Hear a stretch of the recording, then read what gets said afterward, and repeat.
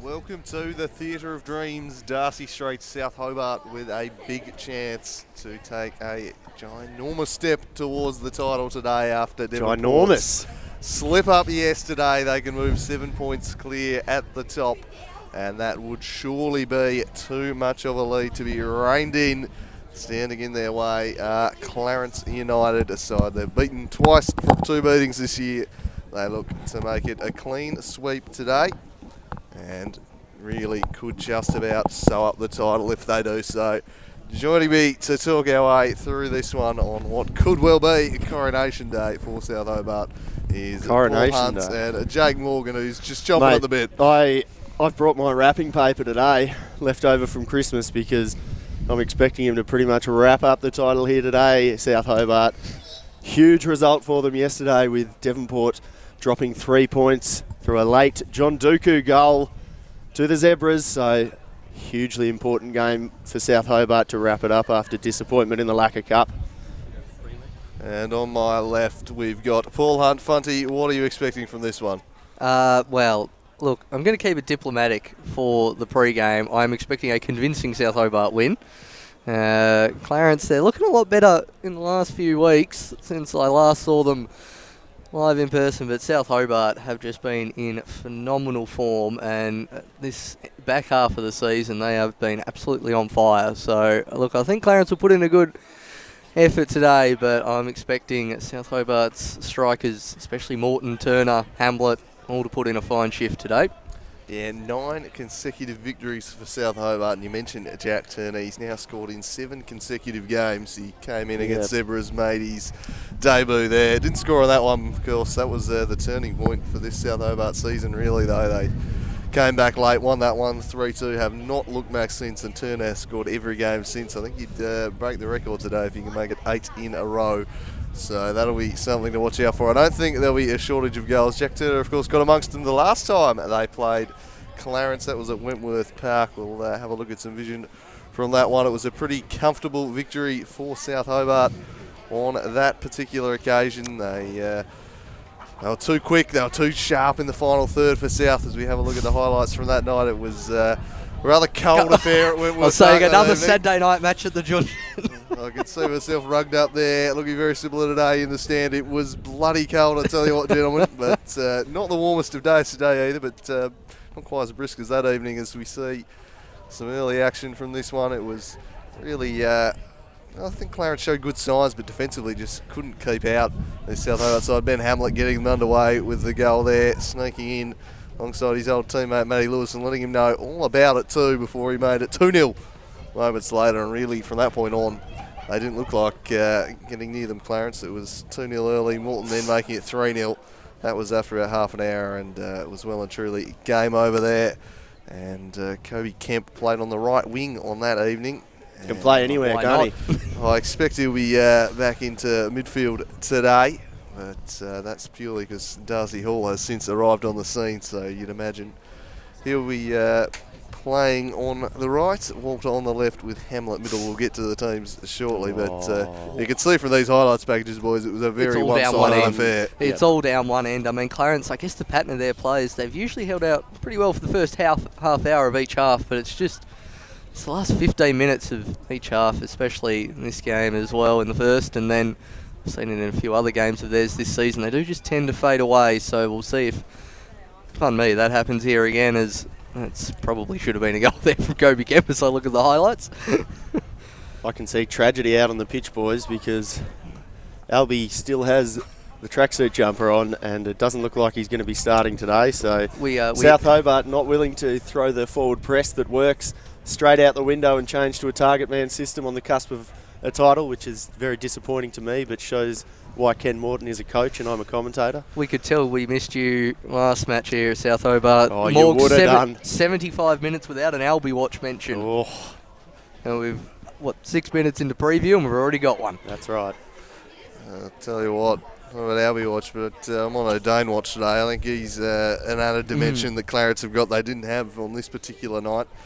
He's really added something up top for them the past couple of weeks. He's a skillful player. He's physically just an absolute powerhouse. He'll keep the defence on their toes. and I think could be a very important player for Clarence today up top, leading the lines as we have a look there at South Hobart, wrapping up that 5-0 victory at Wentworth Park, and I think they'd be just about odds on to do the same here today at Darcy Street. And we'll take a look at the teams for the clash, starting with the hosts, South Hobart, and no surprises there. The only real Jake's turn in up tears to the right of us.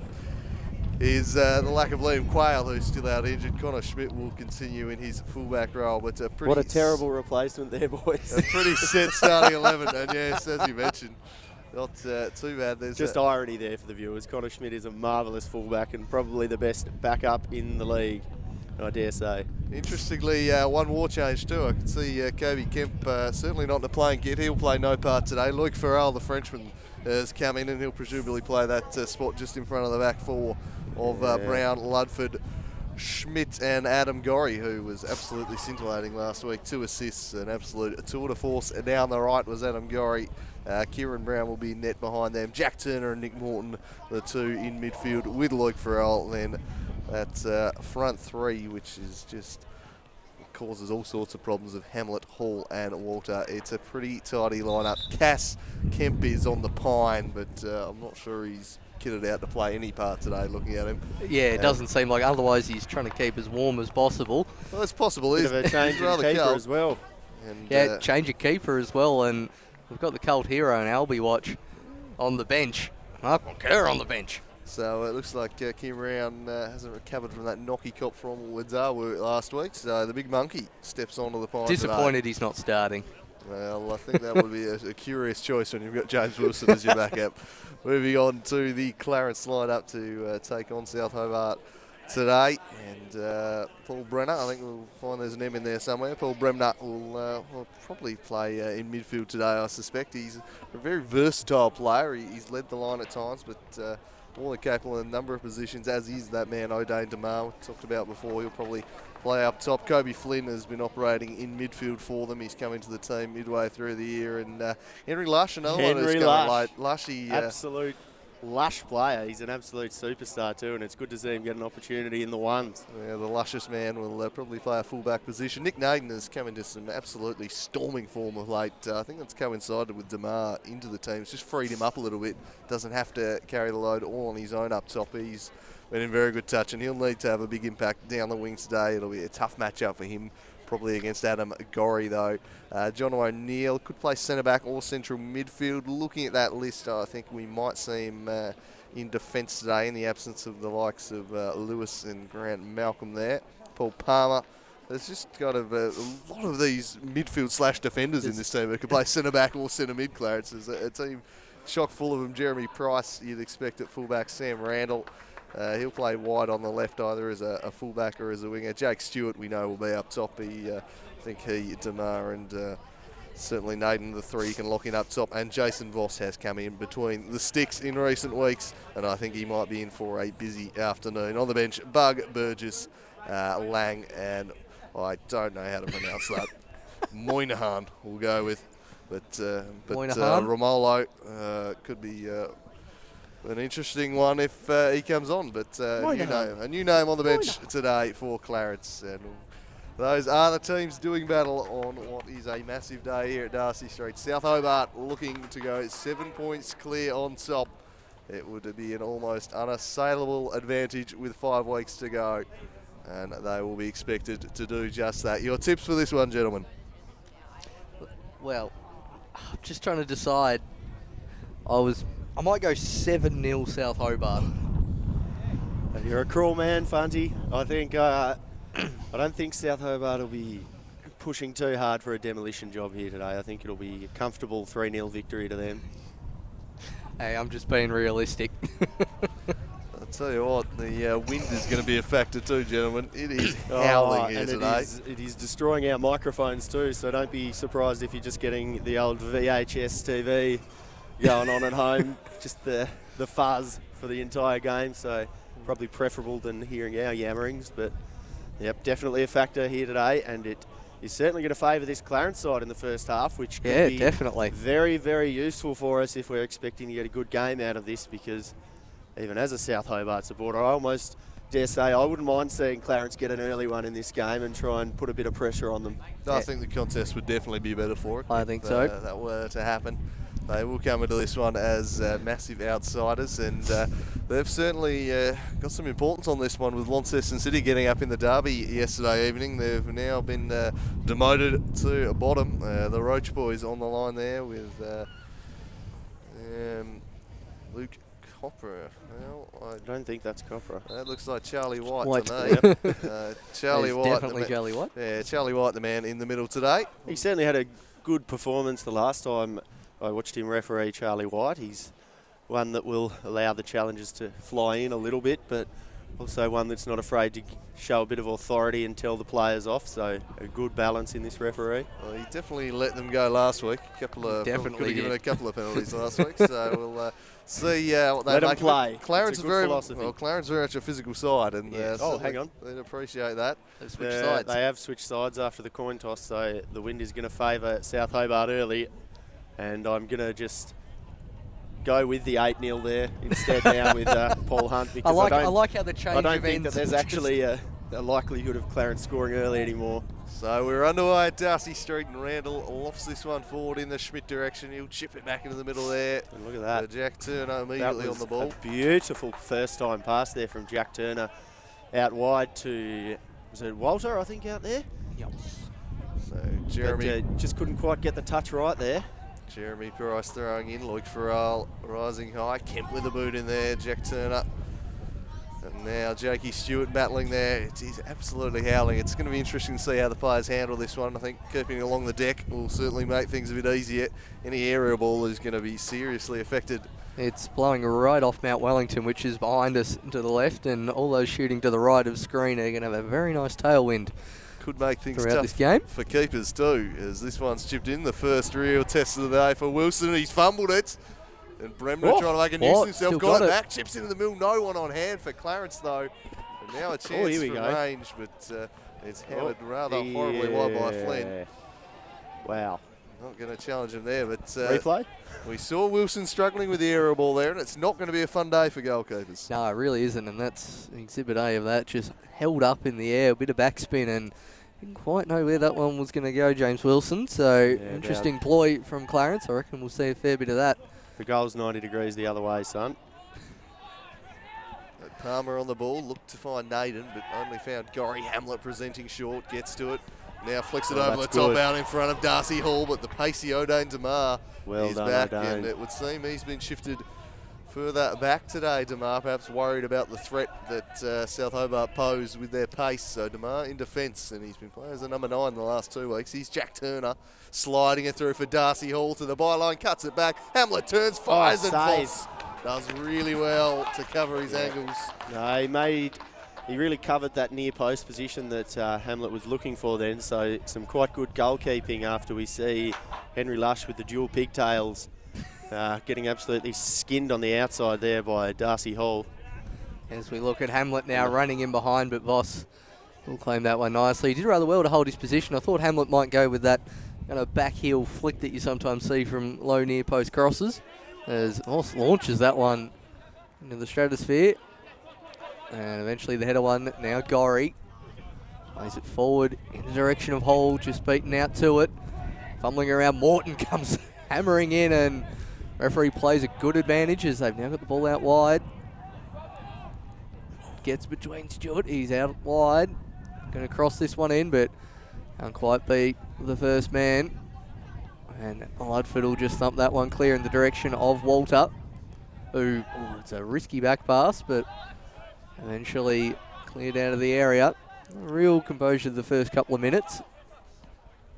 And Hall gets on it, now Turner, who ended up tackling 2 people there, did the Lush. Lushy. Lush tackling there from Lush. But unfortunately that ball forward wasn't terribly lush, and South Hobart will try and get some composure and rebuild from the back. That is some of the best hair I've seen on the football pitch. Number 7, Nicholas Lush. Nicholas. You named rather. That's my old mate, Henry Lush. Henry, I think if I was Luke Farrell, gets on the ball here and squares it to Jackie Turner. Speaking of Edo, he's got the top knot going and it's served him very nicely over the past couple of months there. Yeah, providing some good grip for headers, isn't it? He hasn't been spooning any over and getting underneath them, so perhaps the top knot is good for something. There's Adam Gorry. We'll work it back to James Wilson. Very handy number 2 to have at your club, the former Rangers number 1, as Turner looks up and looks to spread the play with a raking ball. The wind gets a hold of that, but he's played it beautifully to Adam Gorry. Just let him get a bit far ahead of himself, though, and it's rolled out of play. Wind assisted, I think, that touch. Yeah. Certainly quite a quality ball there. I think, was it Ludford or Schmidt who played that one? Turner. Well, there you go. So, fantastic ball from Turner and fantastic eye from Jake Morgan. So, Vossi to get things restarted, and it'll be interesting to see how high a line Clarence played with this wind, making balls over the top. Pretty tough to judge. And this one's nodded forward by Turner. Dueling there was Randall, but again, Jack Turner is doing some nice work in the middle. Ludford to his partner at the back, Brown. Wilson, he really is dropping deep to get his foot on the ball early in this one. JT. Farrell now looking to unlock Connor Schmidt. I think this one will just be kept in. He's done well, Schmidt. He works it in towards Hamlet. Takes a touch to Mar there. It's going to be cleared eventually. It's going to come right back at them, though, through Adam Gorry. Really good work there from Connor Schmidt on that left-hand side. An errant pass just eludes Morton. Yeah, South Hobart still getting their foot on the ball in the first 5 minutes, and we've certainly seen... Still been one chance each, hasn't there, Fundy? So it certainly has. Haven't had it all their own way early on. Yeah, just usually they like passing into space for their wingers and fullbacks to get down, and certainly just trying to get the weight on the passes a bit better as we see the double... What is it? I don't even know. I was about to say double ponytail. Oh, it's like... Yeah. Yeah, it's superb, School whatever it is. photo day. Yeah. So we see Ludford back on the ball. Out to Brown. School photo day. So we see Ludford out towards the wing. We see Turner. Now Schmidt. He'll look to go inside Turner. He takes a touch inside. Oh. Nearly hit it. Morton tries to play it back to him. Now falls to Turner. Turns inside. And fortunately, it's just trickled past the near post for a goal kick.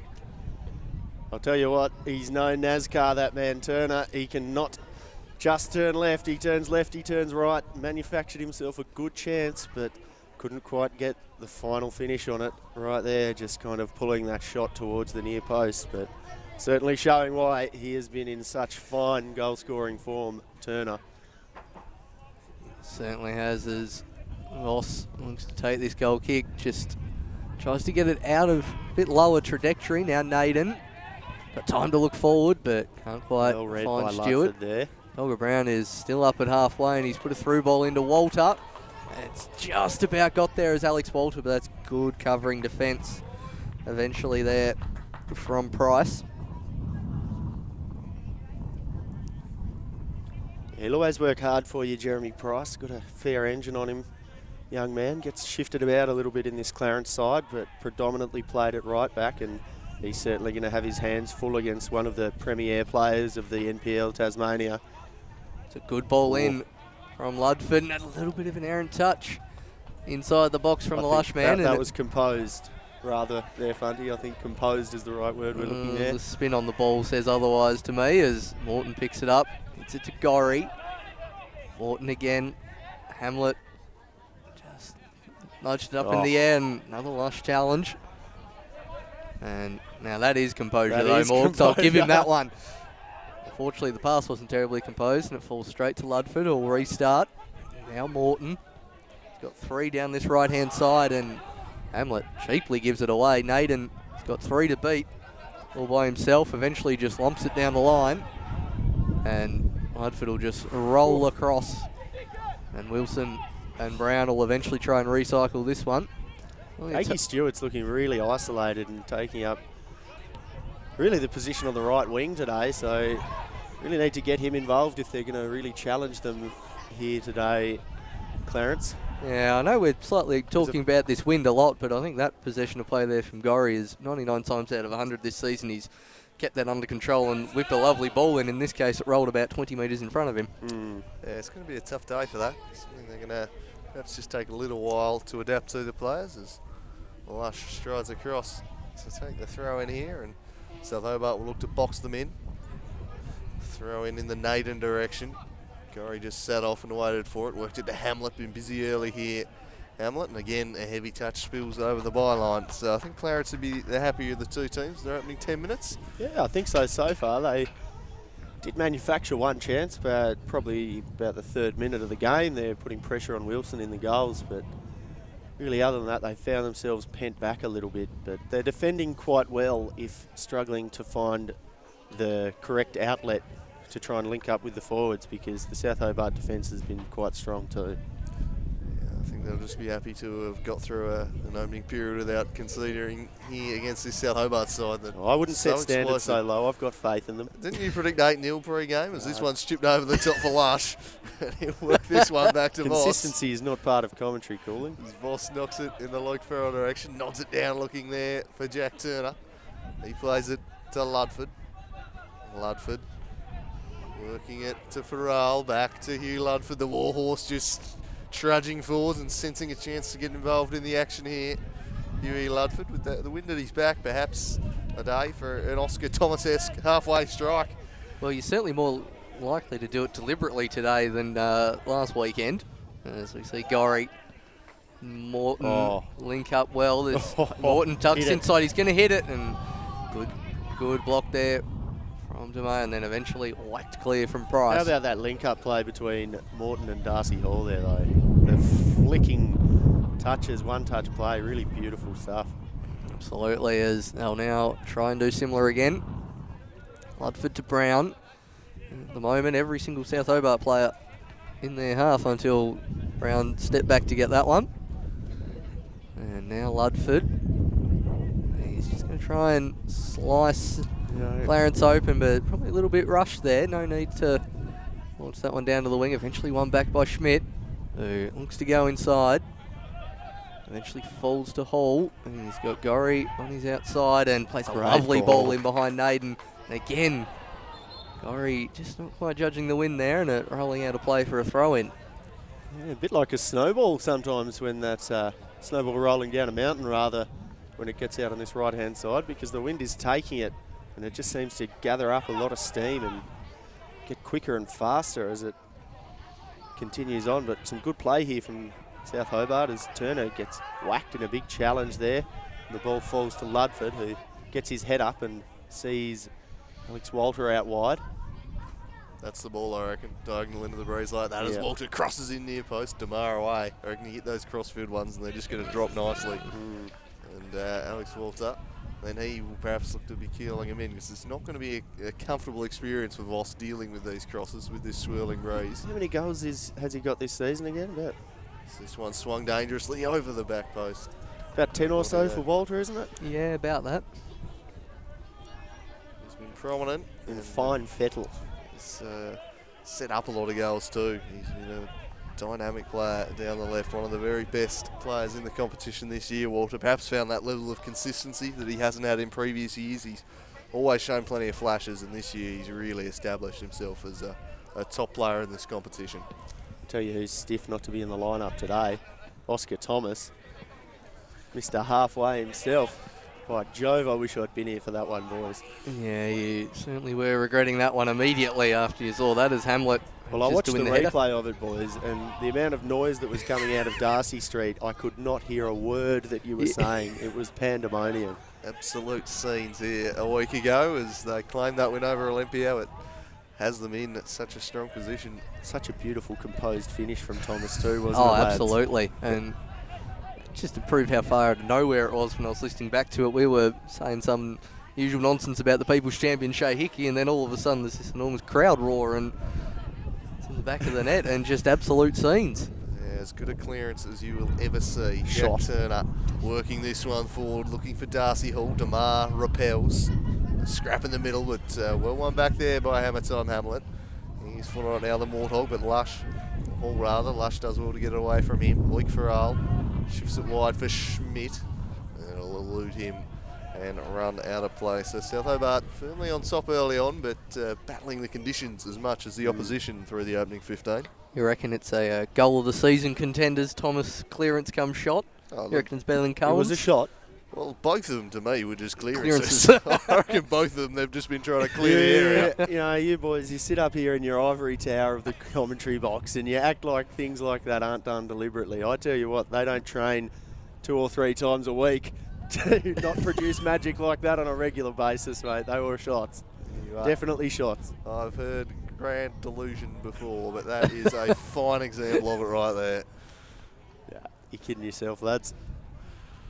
Yeah, one of us is kidding ourselves, that's for sure. He'd make a good central midfielder, that Oscar Thomas, with rangy boots like that. Just on Oscar Thomas, I'm surprised he hasn't started more. Yeah. Going for the experienced pairing of Brown and Ludford, but remember a couple of years ago in the FFA Cup game, was absolutely immense against Sydney up there. Was probably their best player, and you just thought at that stage, this kid's he's the real deal. He's going to kick on and be a pillar of this South Hobart team. He's had a few injuries and other concerns, but it is surprising that he's on the bench here again today, because he's a really classy young defender. He's started. I certainly both think of their FFA Cup games in the past, both seasons, and then all of a sudden there's this kind of 2-year window of in-out injury and then back into it with an absolute bang. Ludford certainly a fine player, and Dogger Brown as the ball is whipped in. Oh, incredible attempted shot there from Dogger Brown, the acrobatic centre-back right there, but the ball didn't fall to him at all. You don't say acrobatics from me. He punched that, surely. No, and Jakey Stewart's in with a bit of a chance here with the keeper well off his line. I wouldn't have minded a bit of an Oscar Thomas there. He gets his head up and he's got Nick Naden streaming into the box, but he can't find him.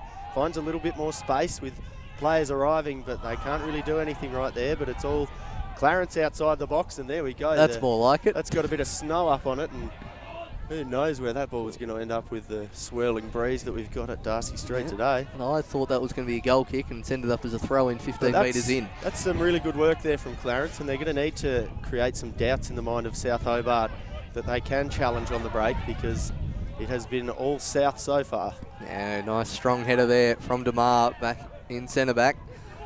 Turner. Now Morton. I was thinking he was going for Hall then, but not quite. Plays it inside to Farrell, now out to Walter, who gets one in the back from Bryce afterwards. Advantage paid. I think Schmidt would like to pass it back to him, but he's still on the ground. Eventually gets it back to Walter. Yeah, a little bit more judo than football player there from Bryce out on the right-hand side. Just as we beautiful Gorry. cross-field ball, which Gorry was really getting onto, and haven't they started going after those diagonal cross-field balls, boys? And they're certainly carrying a threat, especially when you've got a run like Gorry coming in from behind, from right back. Yeah, it's storming right back. Here's Adam Gorry. Nearly in there, but Voss doing well. Like there. Absolutely. I think Voss may just be the most experienced player on the field, and to do with this wind, I'm really sure he played full 90 in the Challenge League game previously, so he knows the conditions. He's well warmed up and alert, so maybe that's having an advantage so far. Really reminds me of conditions for a South Hobart game a couple of years ago, cup final against Kingborough. At half time it was 0-0, and second half had the winds at their back and won comfortably, but for 45 minutes it just caused absolute chaos. Blowing straight down one end of the ground. I think Jack Turner was in the Kingborough lineup for that game from memory. I believe he was, as DeMar competes with Hamlet, and then back heels it away. Turner working there, cleared not convincingly. Lush gets his foot on it, works it out, but it's going to come right back at them. Clarence just unable to string anything together at the moment. They're parking themselves back and trying to survive this spell of pressure as Schmidt turns back the other way, retreats to Ludford. Bremner bombing on, looking to pressure, and affected the kick a little. And now maybe Clarence can try and build something, but DeMar didn't do Price any real favours there. He lofts it forward, straight to Dogger Brown. Do you reckon we could go with Medicliana for Loic Feral TV, or is it a bit too much of a mouthful to pull out in commentary, lads? Just Feral TV, I reckon. Feral Just TV. keep it simple. It's been established. He's a real mouthful, and impressively delivered there. I'll give you that one. It's quality programming in the 90s. Oh, incredible naming from the makers of Feral TV there. Incredible name for a cat. Nodded for by Schmidt. Turner again, volley. Price. Jake Stewart. Brady in close quarters, and again out of place. So after a lively opening 5 minutes or so, no real chances of note. Last 10 minutes as Bremner looking to bustle and make his physical presence felt. Now Clarence sensing a chance to break. They send it in the direction of Naden, but Gorry got down to head it away well. How good is Adam Gorry? Very good. Let's be serious for a second. That is just about the best right back that I've seen in local football, to be honest, because his positioning defensively there was marvellous. Slotting right back in almost as another centre back as the line got pulled around. But equally, you'll find him exactly in the other spot up the other end of the ground when South Hobart are on the attack, and he just seems to be able to know exactly when to be in the right positions. Excellent work there. Probably a bit more of a Cafu than a Danny Alves, a bit better tracking back. About that too, but Loic Farrell takes it away there, but a bit of an errant pass is intercepted by Lush, and he gets it to Naden, who puts his head down and runs at it a little bit. Under increasing pressure from Nick Morton and a bit of cover provided from Gorry too, but no support there for Naden, and he should feel a little bit disappointed with his teammates there because he was starting to push into a good spot. Yeah, got absolutely no support there. He did that very well last week up north, did Nick Naden, just getting at the centre back and the right back, so that's going to be what we'll see from him again today as Hall is beaten out to it. Henry Lush has had the better of Darcy Hall out on this left-hand side too, I think, boys. I think Hall's intimidated by that haircut. Yeah. I certainly am. A bit confused by it, I think. It is a confusing dude. You know, as we see Wilson at his first touch in a fair few minutes out here. Plays a nice pass into the box to Ludford. And just playing a nice 3v1 drill like it's training on a Tuesday night here in their own box. Eventually, yeah, I thought you were going to say that it was his first touch for a minute, but he did flap at one earlier. Yeah, I mean, that technically counts as a touch, but not one he'd want to remember. Yep, like a baby bird falling out of a nest as Hamlet gets onto the ball and gives it to Schmidt, and they start combining to try and work the ball back into a forward position for South Hobart, but really well done out there from, I think, Price for a second. No, rather it wasn't Price, but Price on the ball now, and he gets the ball just thumped away only as far as Ludford. He looks up to Schmidt. Got Gorry looking on the overlap, but well tracked by Nick Naden on the other side. And South get on the defensive once again. It's been better this last 5 minutes, but that's a really poor pass there from Jeremy Price and a really poor pass there from Jack Turner to give the ball away as O'Dane gets up onto the ball and looks out wide to Lush. Got a couple of options up there and goes short to Naden. He'll overlap a little bit. Passes it to no one in particular, and yeah, you got to play the ball, not the man. Yeah, Bremner and Brown just deciding to go shoulder to shoulder rather than make any attempt at the ball, and Gorry will throw it back in to Morton. 3 Clarence players surround him. Naden in the centre of the park. Got Price out wide, goes back to DeMar. And now we're going to see them switch the play again. Now Lush lays it inside. Lush again. Probably the most passes Clarence has strung together all match here. And Turner with the pressure. Oh, turns out of it very beautiful. Well. Now Naden. He's got a player overlapping in Bremner, but can't quite get it out there. Hit it. Yeah, I was thinking the same thing, and then he's played that ball way in advance of Lush. Nice play there from Clarence. Yeah, well, they've really grown into the game in the last 5 minutes or so because it was just all South Hobart, and they barely had the ball in their half for the first 15, aside from that one chance in probably the 3rd minute. So starting to grow into it and challenging them a little bit. So positive signs here from a Clarence side who will be kicking with the breeze in the second half. So positive signs for the contest. Absolutely, as Dogger Brown goes charging in. It falls out to Naden. Got an overlap here from Randall, but eventually Dogger Brown comes across to clear that one. Yeah, there was only one person who was going to win that challenge, wasn't it? He put his head down and just charged at the ball there, Dogger Brown, showing his experience as a centre-back, and hopefully we'll be seeing the long throw here from Lush. Not too long, rather, just goes short to Bremner, but quickly grabbed by Darcy Hall, and he's off despite the foul. He gets his head up, but there's not really anybody in any kind of decent spot, and perhaps if that ball had been another 30 metres to the left with the wind, then it might have just drifted in, but I reckon that was an audacious attempt there. There was a shot from Darcy Hill. He's looked up. The keeper was off his line, but you're not quite going to beat him with execution like that. And really, like like you're off the tee here, you need to be just allowing for the breeze and aiming a good 20 metres. Almost aiming at the direction. opposing corner flag if you're there. Yeah, really allow for the big fade. And have a look at that. Like that is a perfect example of the chaos that the wind is causing here today, because that wasn't actually an awful looking pass and the wind's just spat it out at 90 degrees away from where the player had been hoping. It's Darcy Hall looking to get involved down the right here against Lush. Nathan in support, works it centrally to Hamlet. Hamlet with a little dink, but it was behind Darcy Hall, who'd already taken off for the run. And again, the throw in. Nathan the target, the 2 threes battling. Gorry got in ahead of him. But it'll be a Clarence throw. Enjoying the battle of the 2 threes down this near touchline. Yeah, it's certainly the place to be, isn't it?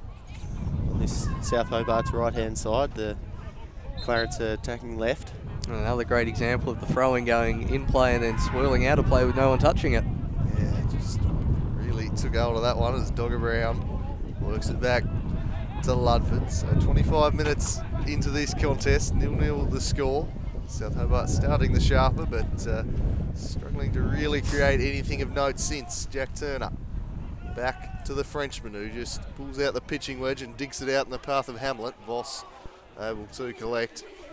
And Hammer Time just leading with the fist there, trying to get a bit of a hand of God type action. I was going to say, it was a very hand of God attempted trying to play that one as Voss lumps it forward. Stewart beat out to it by Ludford. Now Schmidt, who's going to try and dink that ball through. Unfortunately, no one running on. Tamar knocks it back to Voss, and his clearance just gets held up in the wind, and Turner pick it up in the centre circle. Still trying to methodically get their way through this Clarence defence is South Hobart. And eventually falls to Gorry. Back to Turner. And probably going to now try the other side as that wind howls up even more. Inside to Walter. Now, I think that was intended for Feral TV, but let that one slide. Now falls to the Frenchman. Schmidt, nice little passing play here from South Hobart. And I think that's given as a throw-in, I think, but just gone the other direction to what the linesman thought. Jeremy Price, so we'll take this one. And maybe it is a free kick. Yeah. Damar casually stealing a good 10 yards there. He's done really well. Would have liked to see Price over this one. They'll go for O'Day and Damar. Price's set-piece delivery, something that's really impressed me in recent weeks. As Damar sends this one, Wilson should comfortably collect, and that he does. And he looks great to send the way. That's a clever throw to release Adam Gorry. Oh, bad touch though. Allowed in Lush, and now Naden back to the Lush man. It's a good ball, and he was not aware to it, Bremner.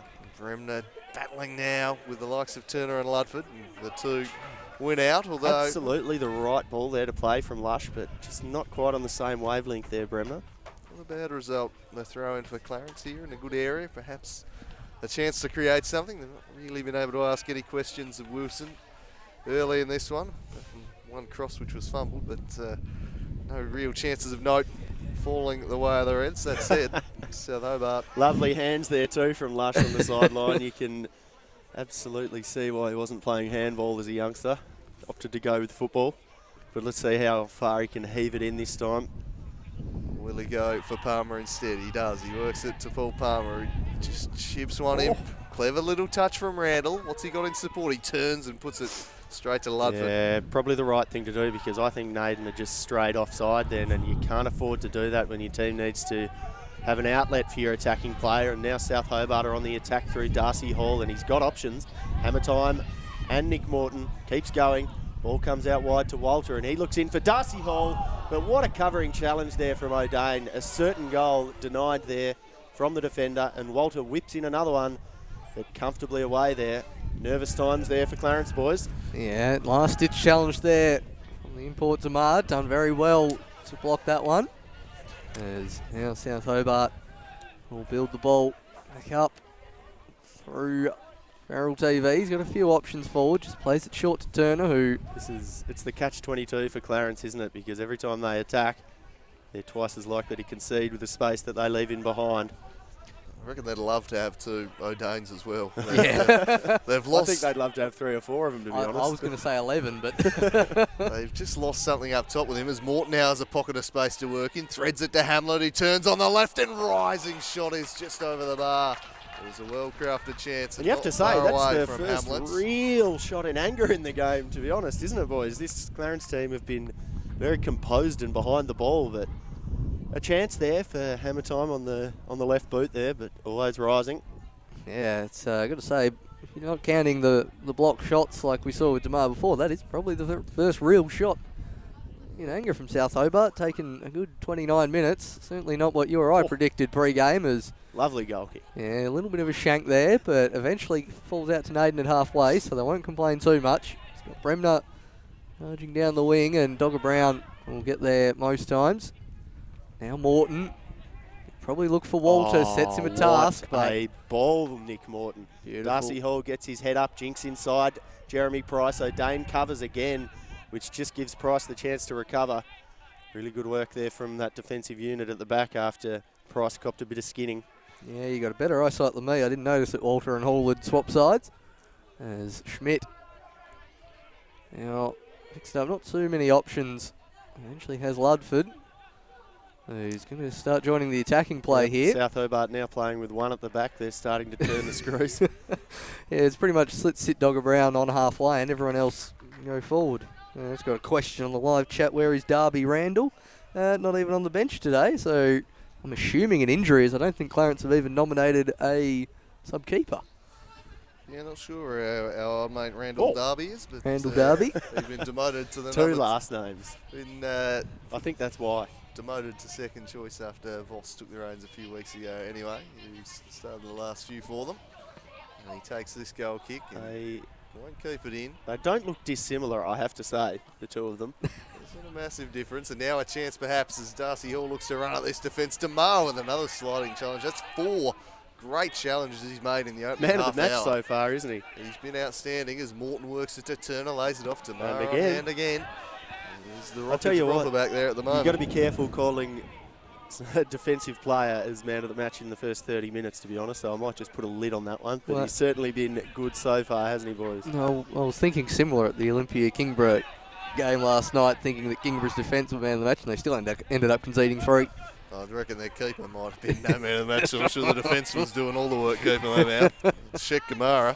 Yeah, he was on fire last night. Speaking of good players to watch, he was very sharp again, the Sheikh man, as this one's chipped forward for Walter, a searching ball. He tracks it down and volleys it back, but it was a difficult one for him. Couldn't get the boot around it enough to work at the Hamlet. And still 0-0. The score, 32 minutes gone here, and an ugly up and under. Wow. But might just clock Vluster there on the camera, but just a little bit short in the end. Naden now. Can he make something happen for Clarence? They need to get some bodies forward here. They've not got a lot in support, but Flynn duelling with Turner and scrapping it hard as well there. Was the Frenchman.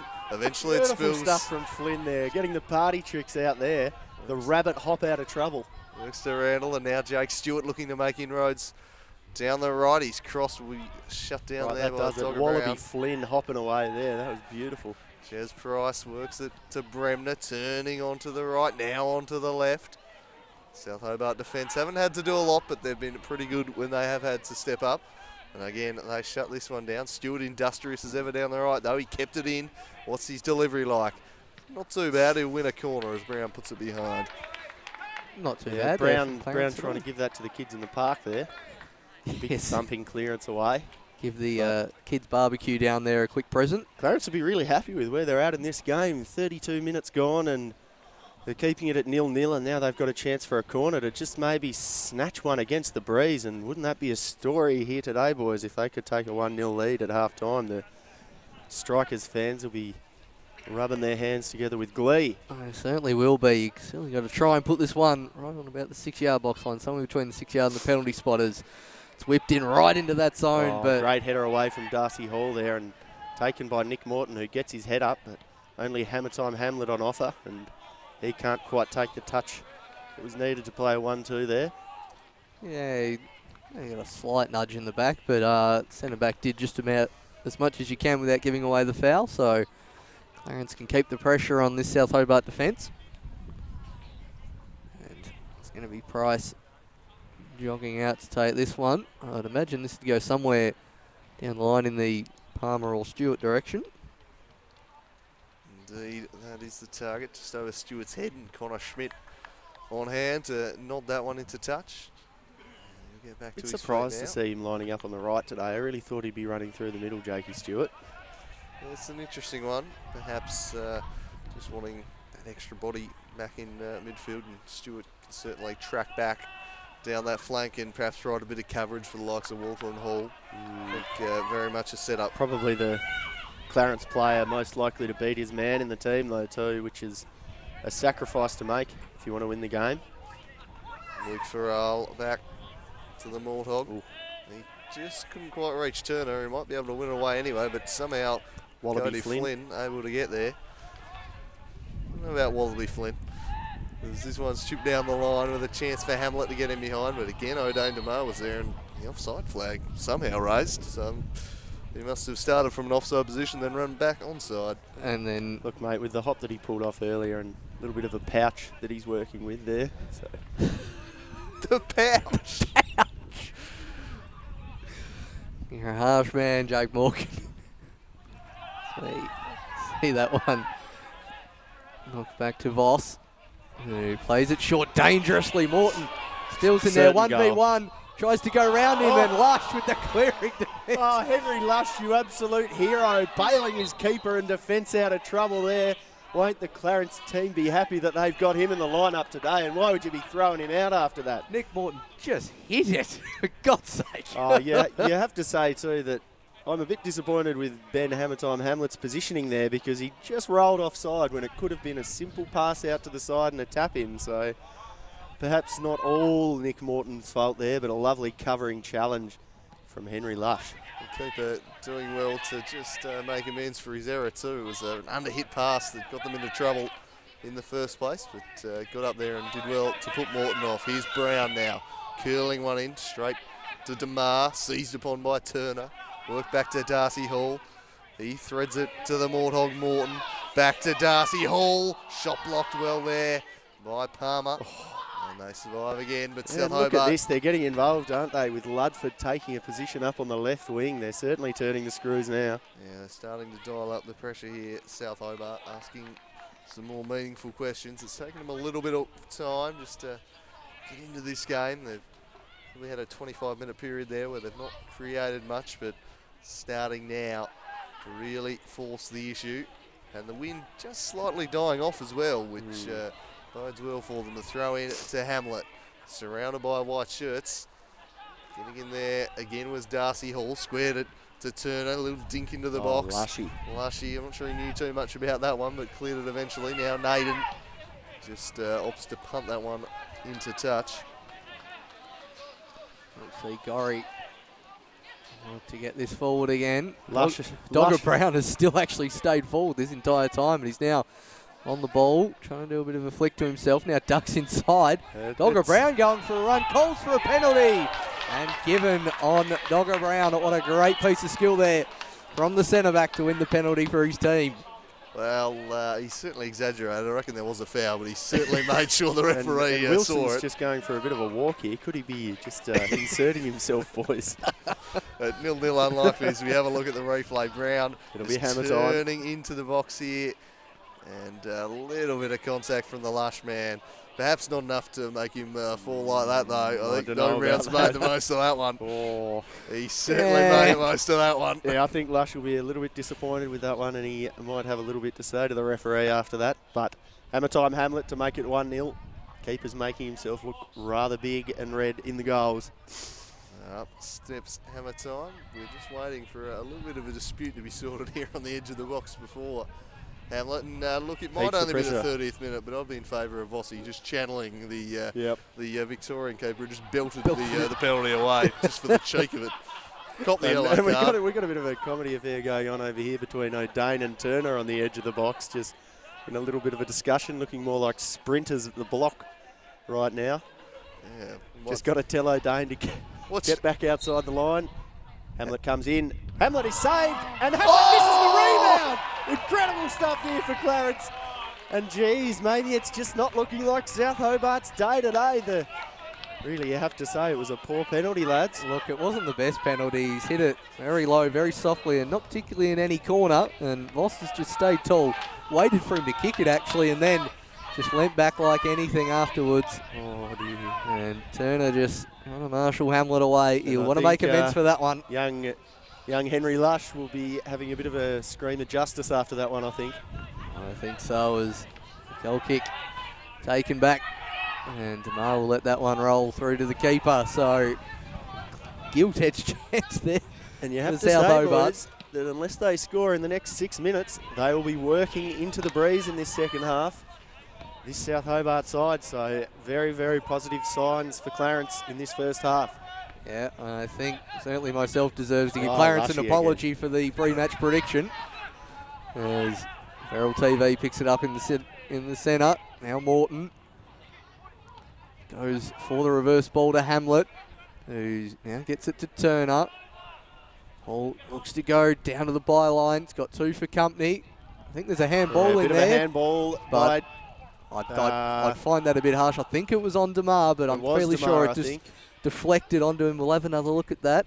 Yeah, right arm. I don't really know what you can do about that, as it's hit from 3 inches away. It is a bit of a natural position, so probably the right decision there from the referee. Yeah, and that one spins out of play, so we tick into past 40 minutes and 0-0 here at the Theatre of Dreams. A little bit of frustration starting to seep in around the ground now because they've had the benefit of the possession and position.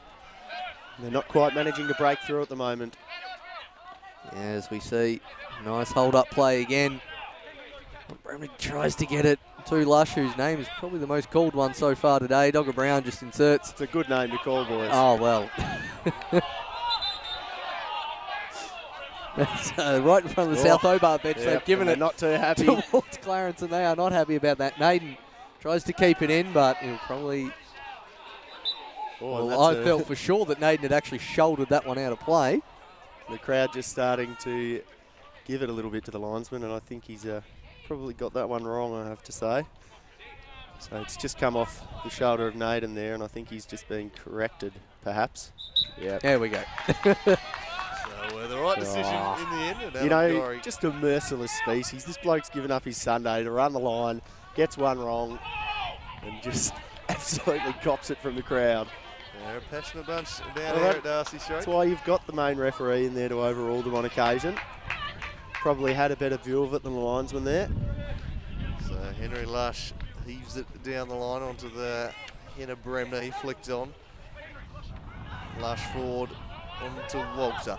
The aerial ping pong at the moment. Brown jumped in front, and that's a harsh decision on Naden. Brown did not appeal for that in the slightest. Yeah, Naden using his body quite well there, to be honest, and nothing in that at all. Bit of a soft free kick there for South Hobart, who are going to take the opportunity to get in behind with Darcy Hall, and using that win to perfection was Dogger Brown.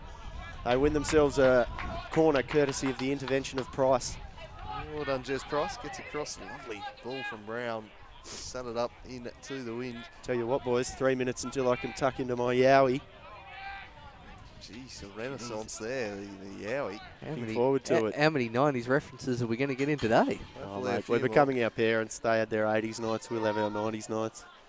Well, here's Nick Morton on the set piece. What can he do? Will he use the breeze here and curl this one into the box? Ask some questions of the keeper. It does take a hold of it. It was curling dangerously, but... almost a shot there from Nick Morton, just hoping to use the breeze to curl that one in. Could have been an absolute classic. Yeah, not the worst option, I don't reckon, from that side. Just trying to curl it in there near side. You've got a keeper who hasn't played a lot this year. You want to be asking the questions of him, as now it'll be Adam Gorry to take from the opposite side, and this one is into the middle of the box, and strong hands from Voss. Joe Danaher like there, just at the highest point, the big reach. Got to say, that's some rather good keeping there from Voss. Yeah, and look at that. Over two pack mark. Over 2 South Hobart players. It's a wonderful back mark. And a couple of clubs could use him as a third tall. Yeah. And that's gone straight up in the air and pretty much backwards from that header from Turner, who now contests with Price and eventually Comes off Turner's foot for a throw in.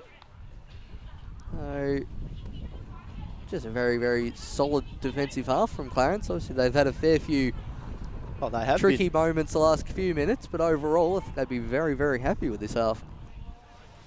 Yeah, and I'm, despite being a South fan, hoping to watch the title wrapped up here. I've been quite impressed by them, but they're in a bit of danger here with hammer time, and he looks to Walter on the other side. Just Lush to cover him. They're in a bit of trouble here, the Clarence United. But they get the cross in, falls to Morton, takes a touch, and it's a goal. And what an incredible goal it was from Nick Morton with a little bit of an over-the-shoulder flick. Oh, He's sublime. been in fine fettle. Sublime goal.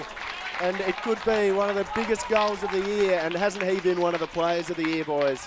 Nick the Mordog Morton doing what he does best. It looked like the chance had dissipated for a brief second and then sets up the volley. Oh, look at the footwork there from Walter. Walter, he puts the cross into Mar, gets a little piece of it, and here we go. Just one touch to volley, another one, and then bang. Oh. Tell you what, that's a very, very good goal from the Mordog. Ludicrous finish there from Nick the Mortog. Incredible. He doesn't score too many bad goals, does Nick Morton. He scored a couple of very nice ones from outside the box here a couple of weeks ago. And it was really going to take a moment of class to unlock this Clarence defence today, wasn't it? And he has provided it. Yeah, right on the stroke of half-time. They've just got such a great goal-scoring midfield lineup, don't they? Don't they ever? I mean, with Kemp out of the lineup too, who will usually come in for Loic Ferrell TV for Al. And yeah, obviously Turner looking to break that NPL record of most games scored consecutively, and yeah, Nick Morton, quite frankly, a lovely, lovely bit of control. There's probably only going to be a minute of stoppage time here, so Schmidt whips it in. Turner. Will it dip? Nearly dips, and loss. I'll tell you what, it's going to be very hard to pick player of the season, but he's going to be in for a pretty fair shout, I reckon, the Morthog. And he certainly is, as we see half-time in this NPL Taz clash. Nick Morthog Morton with an absolute wonder goal just before half-time, put South Hobart in front. Just fine. But that's touch. only one goal with the win, so look, still all to play for here in the second half. Clarence been very solid defensively.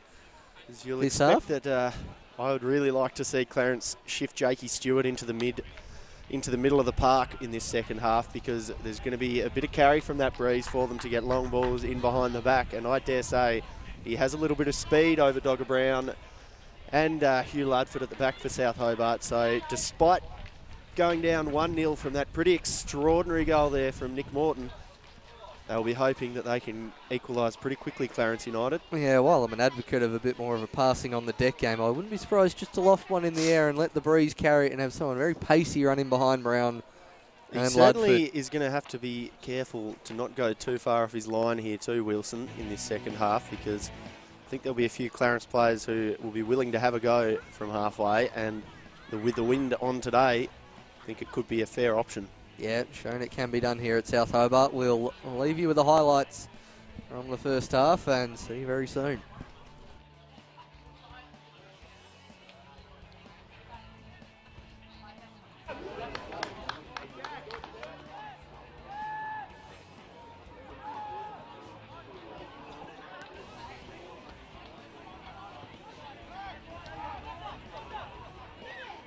Morton.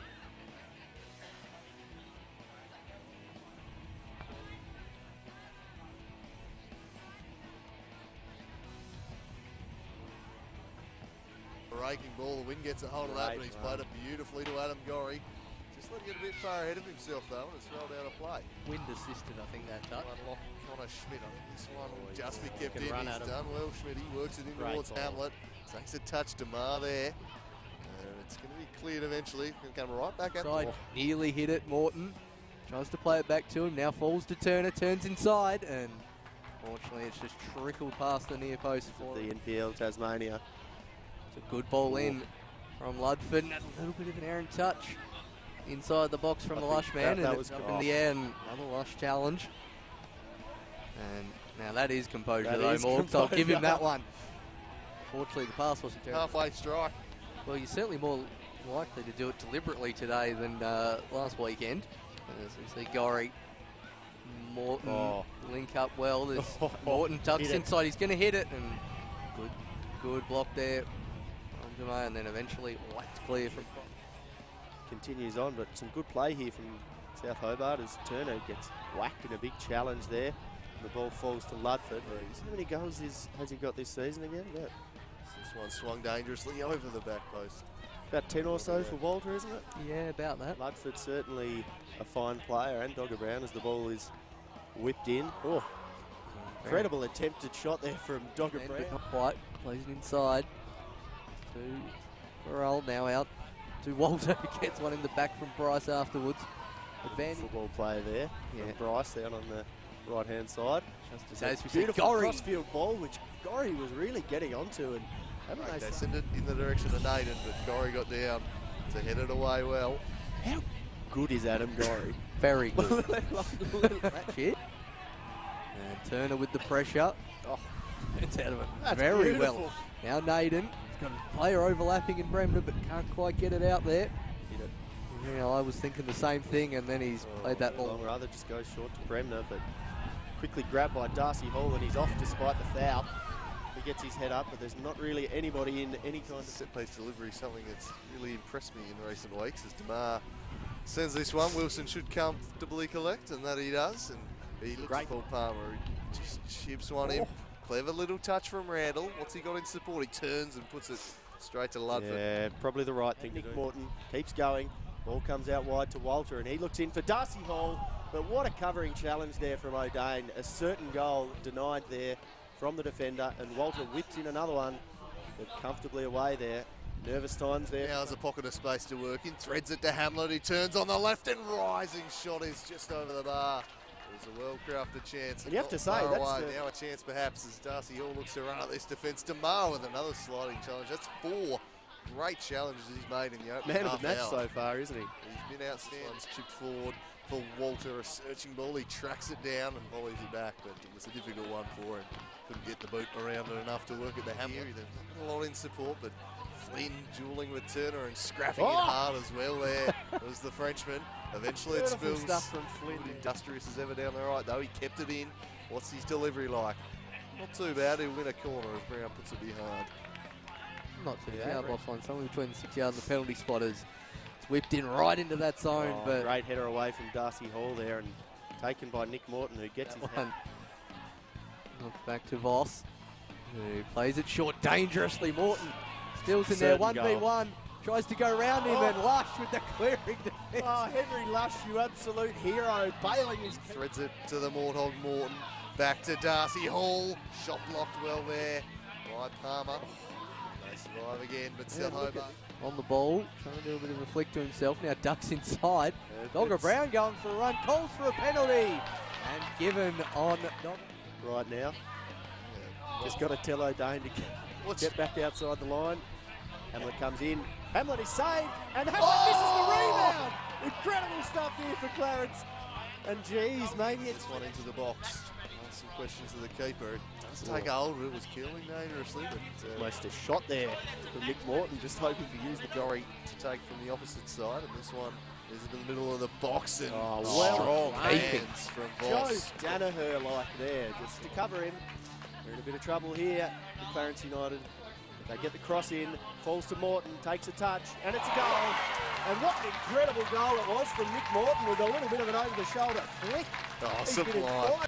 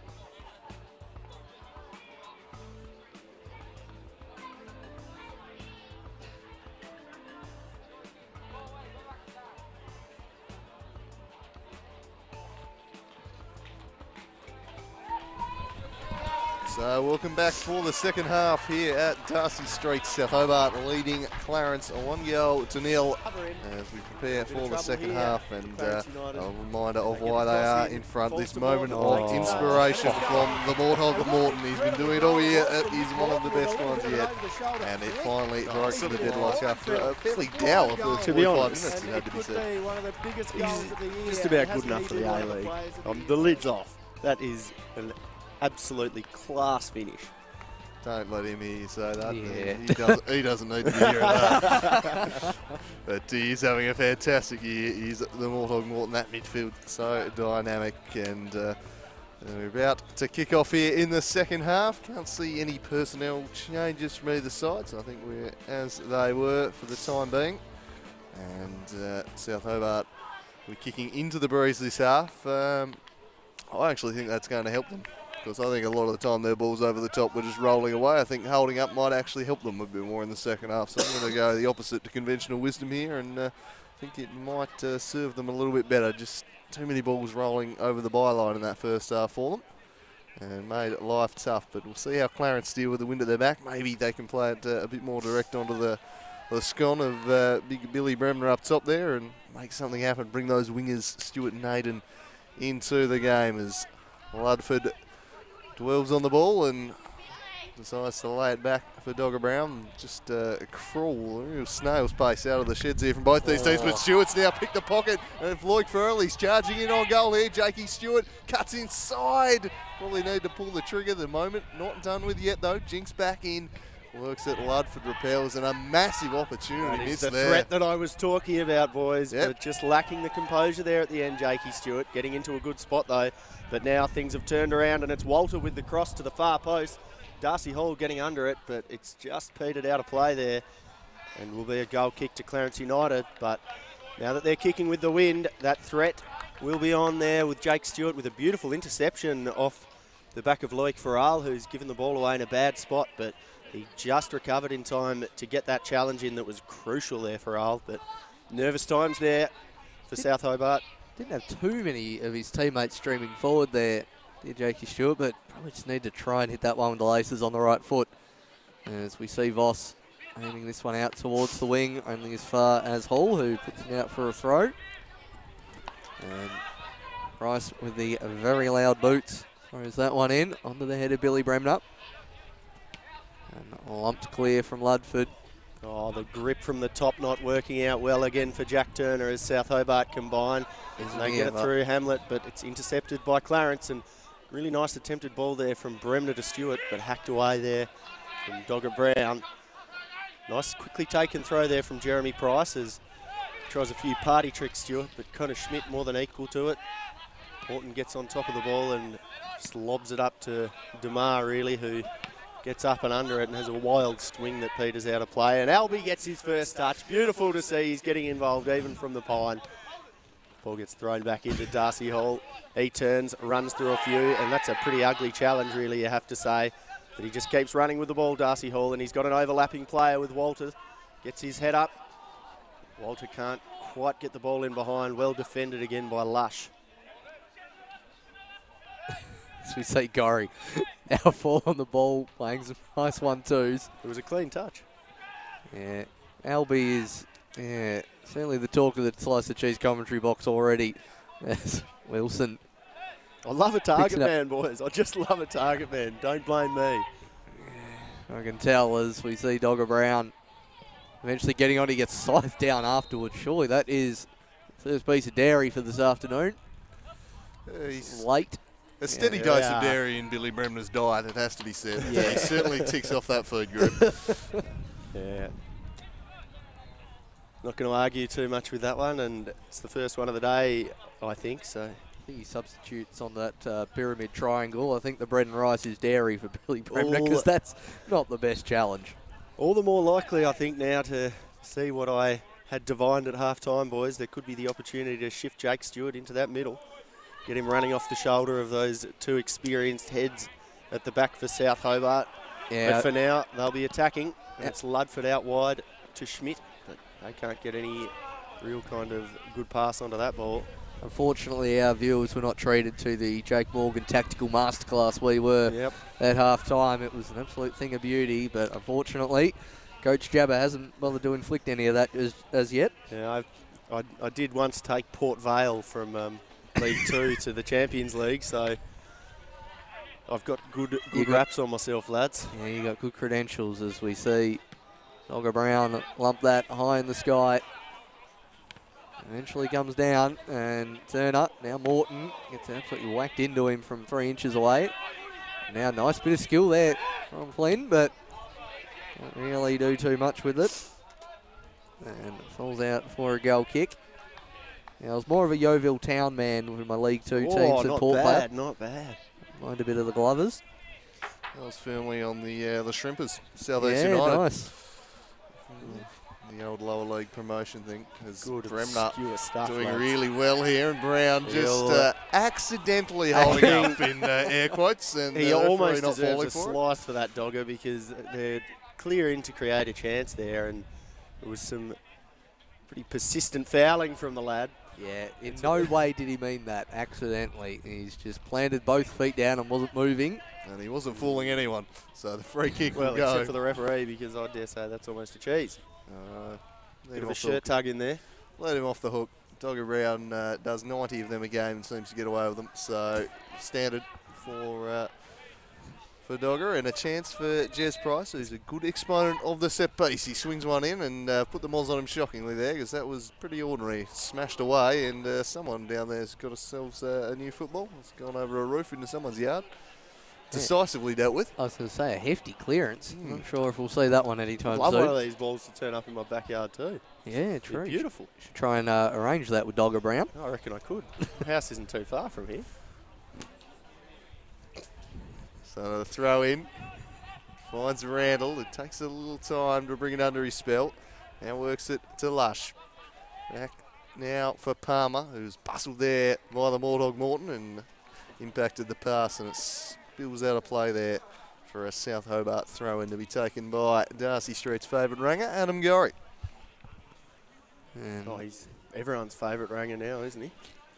Quality right back, this bloke.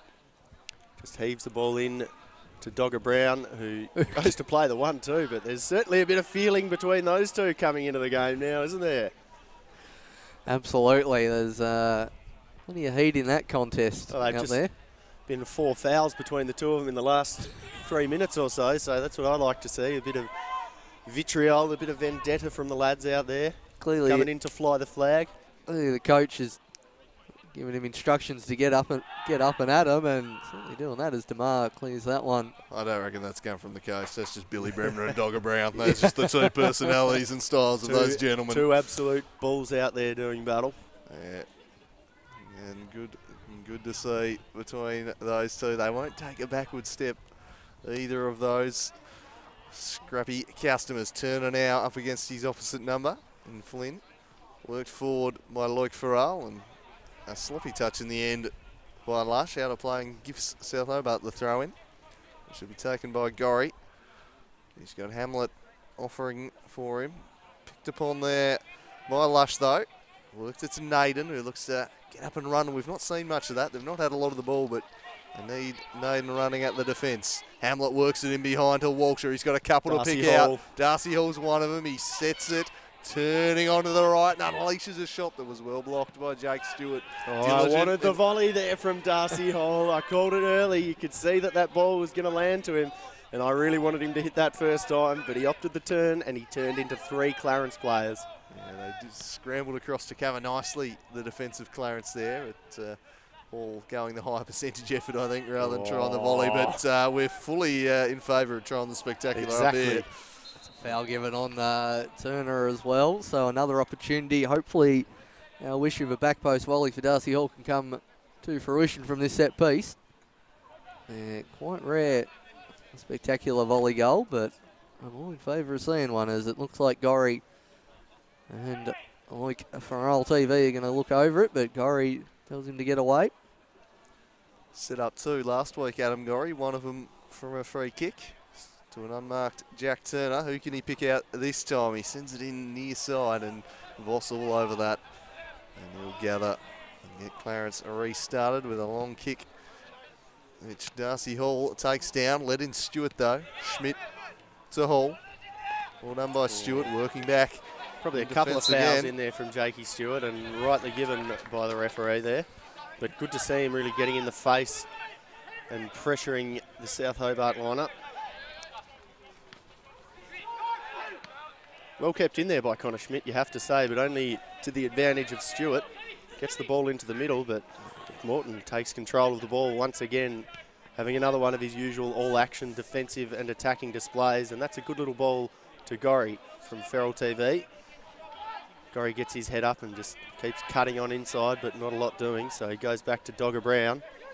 And there's not a player in the half of South Hobart at the moment. They are really attacking here, and Darcy Hall's broken into the box. Well defended with the body by Jeremy Price, but he can't quite get the ball, and Damar bails him out.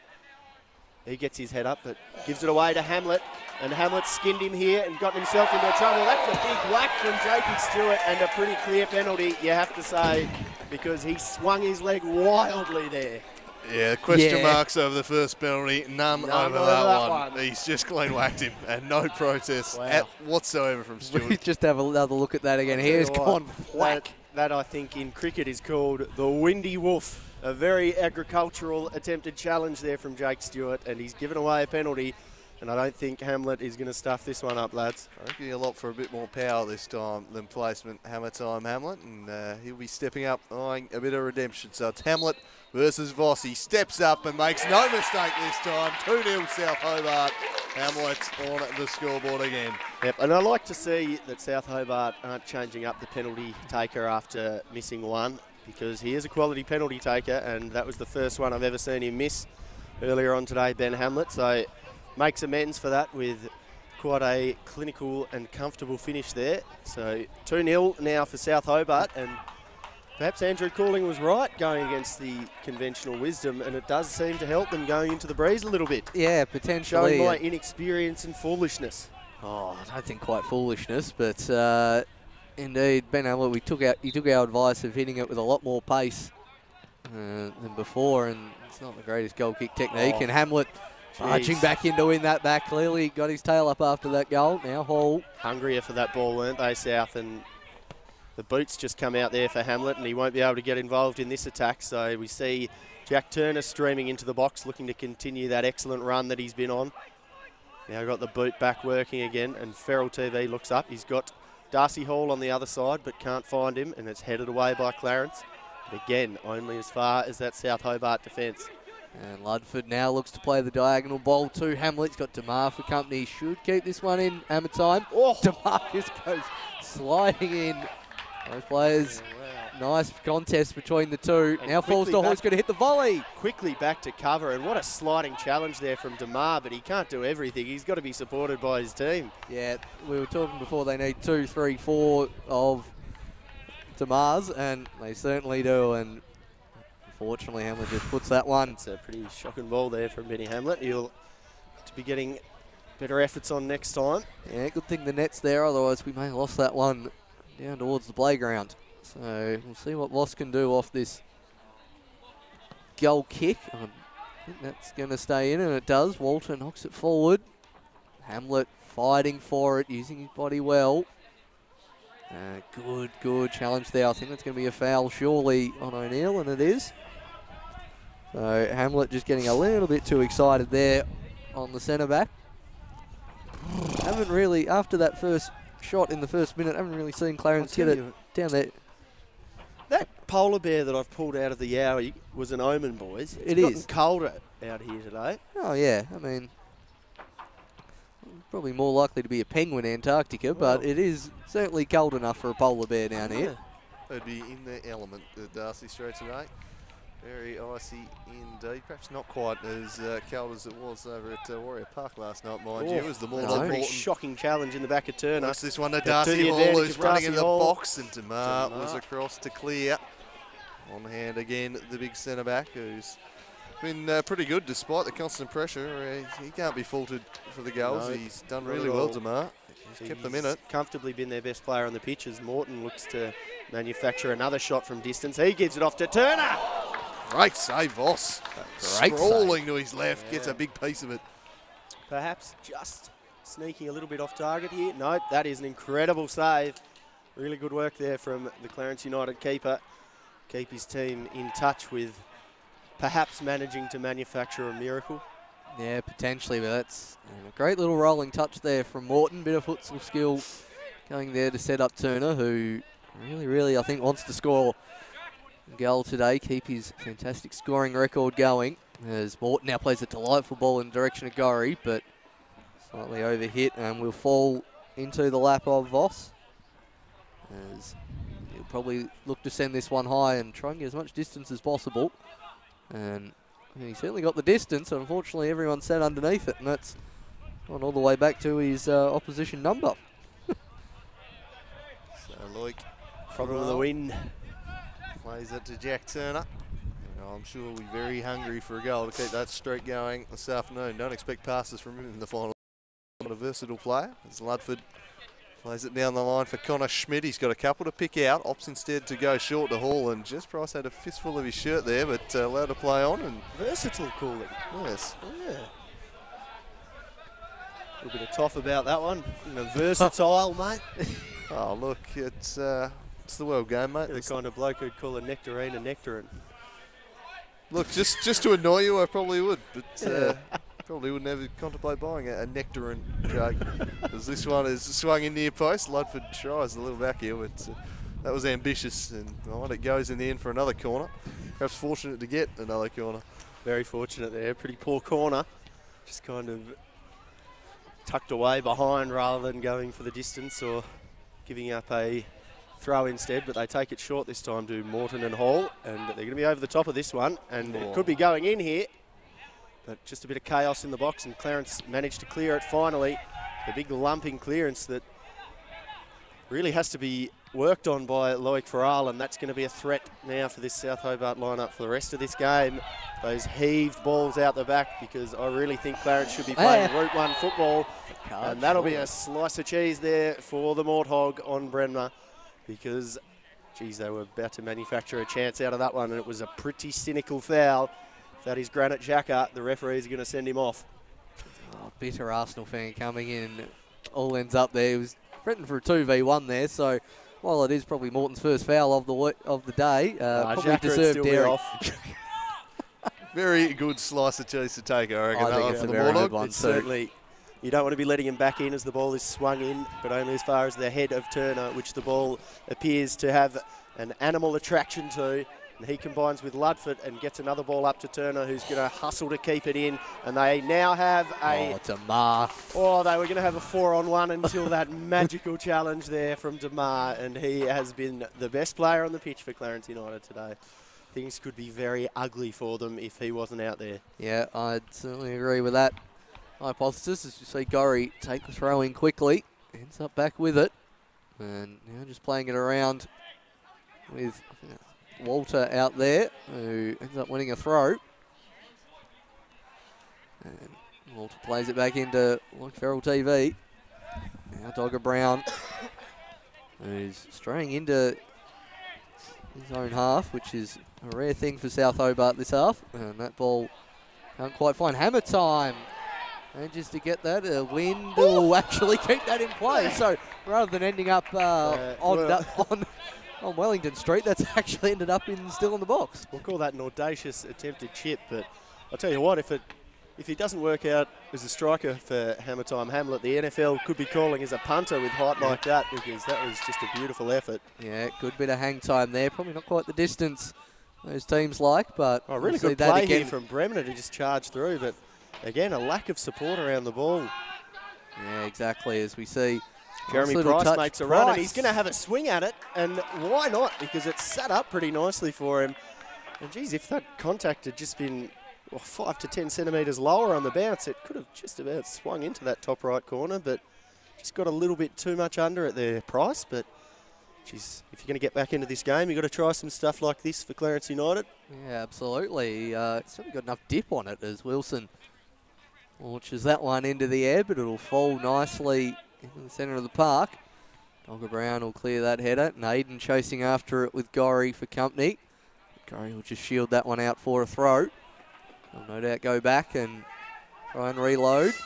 In the end, it goes thump clear. Hamlet tries to get underneath it. He does a really good job of doing that, doesn't he, Hamlet? Just kind of backing into the centre-back that's about to win the header as if he's going to the ball. But the true intention is always to knock them off balance, and he does a very good job of doing it without giving away fouls, to just apply that pressure, because he's not the tallest bloke, and if you're having a centre-back absolutely dominate the balls that come in the air, you can really limit your attacking options, especially if they're accurate with it. So, whilst you're an admirer of Hamlet's work, I know he's not your preferred target man, Morg. No. It's good work. If you don't have the height for it, you've got to at least create the contest, and he does a magnificent job of doing that. That he does, as Nick the Mortog Morton gets on the ball and probably lays it back to Dogger Brown. Casually works it forward to Hamlet. South Hobart with the game well in their keeping at this stage. Not terribly fussed about moving it at any great tempo, as Demar, who has been one of the very best players on the pitch despite the scoreline, thumps this one long. Gorry nods into touch. It makes you wonder what Clarence might have done had Demar been fit all year. He's had such limited game time due to injuries, but he's really shown he's a special talent. He's one of the best players in the competition, and it's just really disappointing that we've only seen a few games from him this year. If they had Lewis and Demar lining up at centre-back, that's bloody solid pairing, you have to say. It'd be a very good pairing if they could be running with that for the entire year, just perhaps lacking a little bit of class in midfield. I reckon, Clarence United team. Well, I reckon if they had Lewis there as well, we'd probably see Demar up top and John O'Neill playing that other centre-back role. That Lewis away for this game, and might be something we see down the stretch from Clarence as they try and claw back off the foot of the table. That he is, mate. He's certainly versatile. As Jack Turner gets on the ball and chips it over the top for Darcy Hall. Will this one hold up for him? He's out after it, and it won't quite sit for Hall, who does quite well in the end to prevent a goal kick. Cleverly done. Always like to see 1%ers like that from players. And we've got a sub, and it's going to be Kobe Kemp coming on here, and it looks like Feral TV's day is over. He's heading back to the TV station. Oh, hang on, Morgsy. Oh, and it's time. It's time, lads. They're changing things up. They're going the target man approach. Here comes big Albie Lazinski to hopefully thump in a few long-range efforts with that absolute hammer boot that he has. Changing off for Hammer Time. And with those changes, you have to say that Kenny Morton bringing in some real quality into this lineup. I mean, they're handy subs to bring on, aren't they? Oh, they'd start at any other club, and we all know it. Yeah, we absolutely do, and that's nice flick on head up. Now in direction Albie for the first touch, potentially. He's got two to beat. Demar shielding him out. Nice bit of fronting up to each other there in the corner. You might need to watch the ball there too, Jeremy Price, because he just took his eye off that one and just clumsily knocked it out for the throw, which for some reason Hugh Ludford is going to take. The Kemp sub's, why not? Kemp sub's a little weird one for me. If he's fit enough to be coming on, why isn't he starting? My question, if you want to give him a rest, why play for 20 minutes? As the long throw is in the Albie direction, doesn't have the legs to reach it. The imported Farrell, I suppose you can't have him sitting on the bench for the year, and you need to rotate. But it does seem strange when there's, it's not like there's a big cup game coming up. You want to make sure that he's staying fit for. So interesting stuff from Kenny Morton, perhaps just a little bit of rotation. Keeping the squad satisfied. Yeah, I think you've probably got the nail on the head there. Just Surprised he's not for maybe an Oscar Thomas or someone to give some minutes. But what who can argue with the Silver Fox and the results he's delivering once again this year? When you got quality on the bench like that, and you really need to make sure that everybody's satisfied if you're going to hang on to it, or you start losing players away. Not sure if he meant that. Got really, then just cops one in the back, and finally a free kick from Lushy. Real competitor, this bloke. Absolutely, and certainly got one in the back from Walter there. Haven't seen too much of the Lush man this half. So yeah, a bit isolated out there on that left-hand side. Always seems to happen down the grandstand side here this game, which isn't too bad for us up here, but absolute showboats this South Hobart lineup. They know where they want to play. Yeah, definitely that, and not the win factor at all, lads, as this one's worked forward in the Price direction. He's got Ludford to contend with. He's got a few to pick out in the box if he can find a way to deliver it in here. James Price looking to buy a little bit of room here, but he can't get around Ludford. Defended it superbly, the experienced head, and then O'Neill just worked Lazinski under the ball quite nicely there. Disgusting foul. Yeah, and might have looked that way with one eye shut, as this one's going to be chipped forward towards Darcy Hall. Nick Morton, and now a chance for South Hobart. They're breaking with numbers here. Darcy Hall, an option on the outside. He goes inside instead and then lofts it over the top, where Lazinski and Walter were both offside and both not getting to that ball anyway.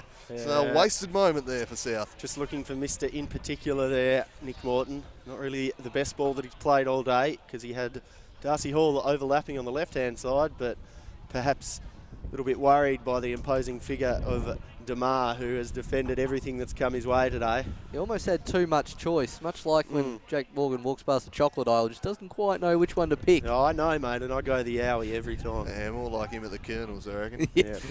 So many options, which do you go for? And in the end, he went for the wrong one there, the Morthog, as Lazinski nods this one out of play. It'll be a throw in Clarence as well. So a bit over 20 minutes with some added time added on to go here, and it's looking like it's going to be a South Hobart victory, which will put them 7 points clear on top, barring anything miraculous late on. Lazinski just flicked this one nicely for Walter, who kept it in well. He's charging in the box. He's got Jack Turner in there. He was looking to extend the streak, but it wouldn't suit nearly. Ross coming out well to claim that one just in front of Turner, who hasn't got... Wasn't actually quite the best ball out there from Walter, you have to say. He hasn't had his best game here today. That's a penalty. No, free kick just outside the box. And discussions going on there. The ball tried to throw away from Wilson. Comedy capers there in the centre. The referee having a quick chat. We'll have a look. He's off. And... That is a massive dive. That is an absolute swan dive. That is the biggest dive you will ever see. And no foul given, right on the edge of the box. Haven't seen a dairy yet. Oh, I need to have another look at that replay. I've missed it. Oh, that was a beautiful flip. Look, that's fair enough, I reckon. Here we go. Here we go. So look at this. He stood his ground.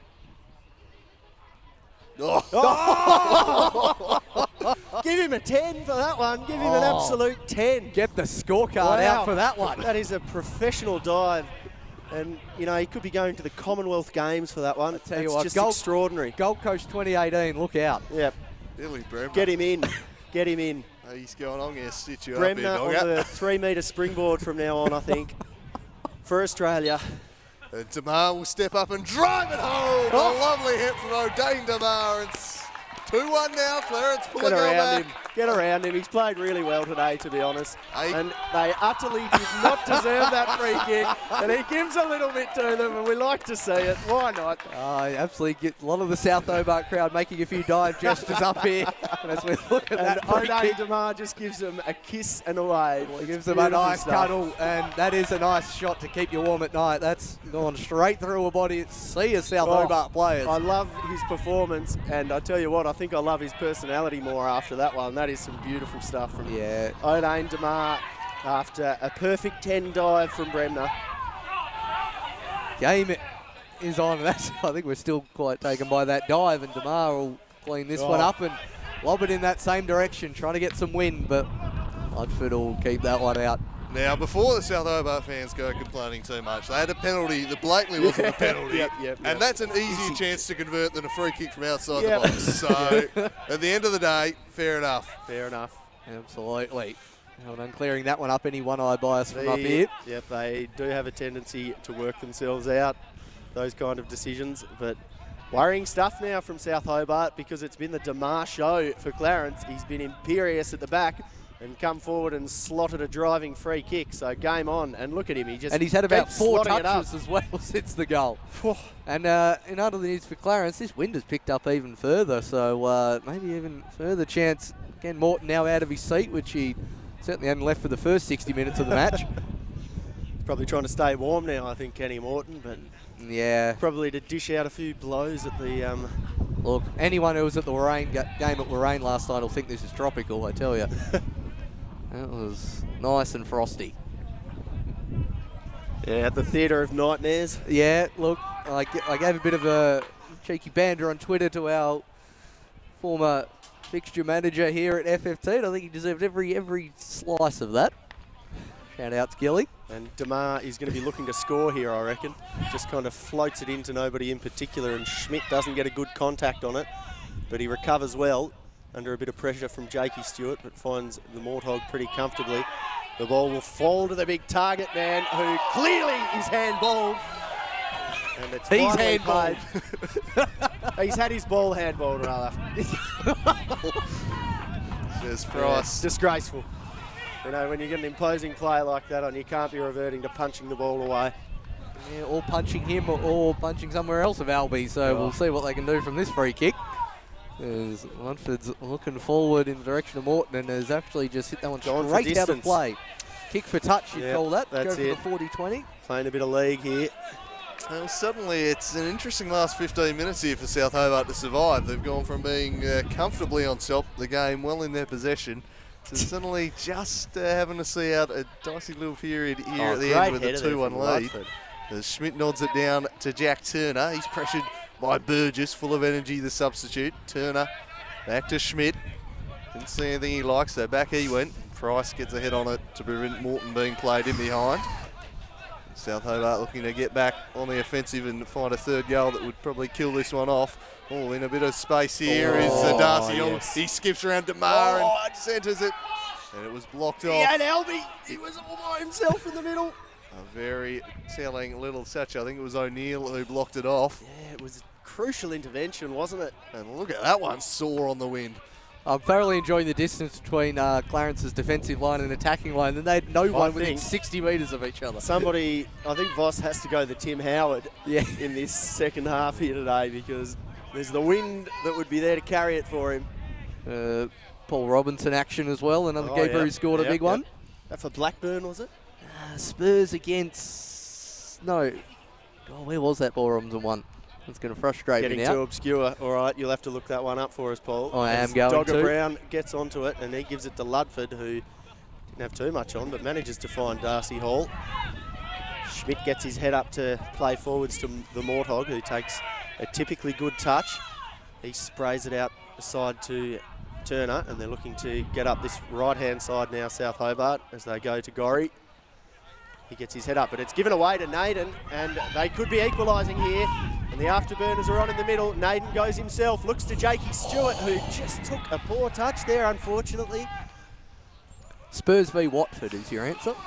I reckon that was just in behind Stewart there. It was inches in it. Well, he's beating Aurelio Gomez then at that stage, wasn't he? So not too much on it. Couldn't quite bring it under his spell, Jake Stewart, in a nervous moment at the back there for South Hobart. Nick Naden, we've not seen running at this defence too much today, but that's what he can do when he gets up ahead of steam. Kobe Kemp's just going to clear the area.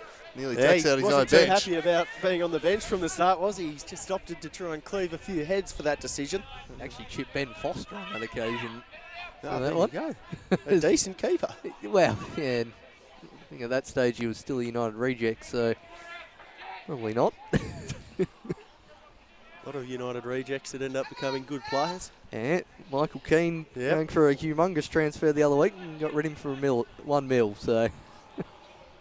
That's good business, Funty, good business. I suppose it's pretty irrelevant when you're a club like United, though. Exactly. Money doesn't really seem to mean too much. Not really. Not when we go and build other clubs' grandstands. Look, that's just smart economics. Smart economics from those other clubs. Yeah. We're not all glory hunters, Paul. That is a stitch up. Stewart looking to pressure Ludford there and just gave him a nervous moment. Not sure he appreciated the short pass on that instance there. They get out of trouble though. Now Great Morton ball. with a switching pass that might play in Adam Gorry, but Voss was alert to it and just held up in the breeze. Yeah, and I think he knew that it was going to hold up in the breeze, and I was questioning his decision to go for that ball, but it turned out to be a marvellous one from Voss, who just goes the hurly-burly up and under there. And why not when you got a big breeze like that behind you, as Albie Lazinski takes a typically magnificent touch, but Gorry was running in the wrong direction for that pass. And DeMar gets onto the ball for Clarence and looks to play in Jake Stewart, but Ludford takes a comfortable touch and, showing his experience there, gets it out to Connor Schmidt.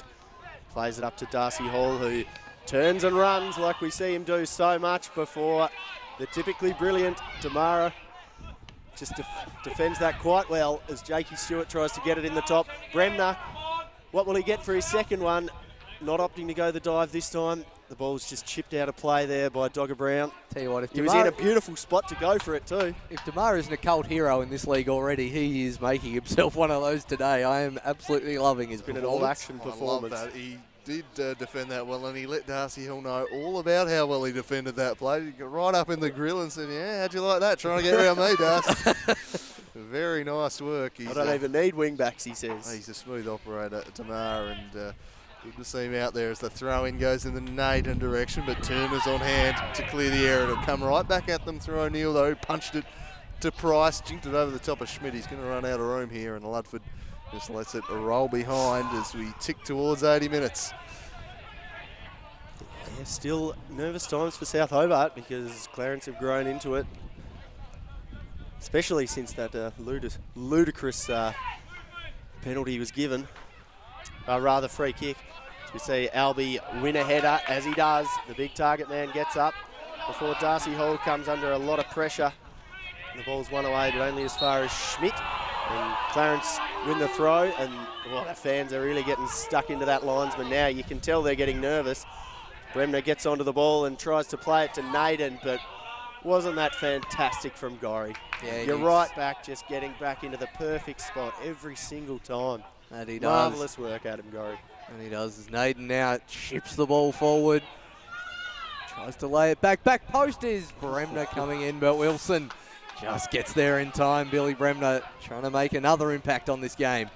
And hands in the air from the South Hobart bench. The Puffer Jacket crew are not happy down there. I thought you were about to say rockabye bear, mate. Not quite. That's another foul given, so DeMar rushes to get this one, and he'll love to put this one in the mix-up.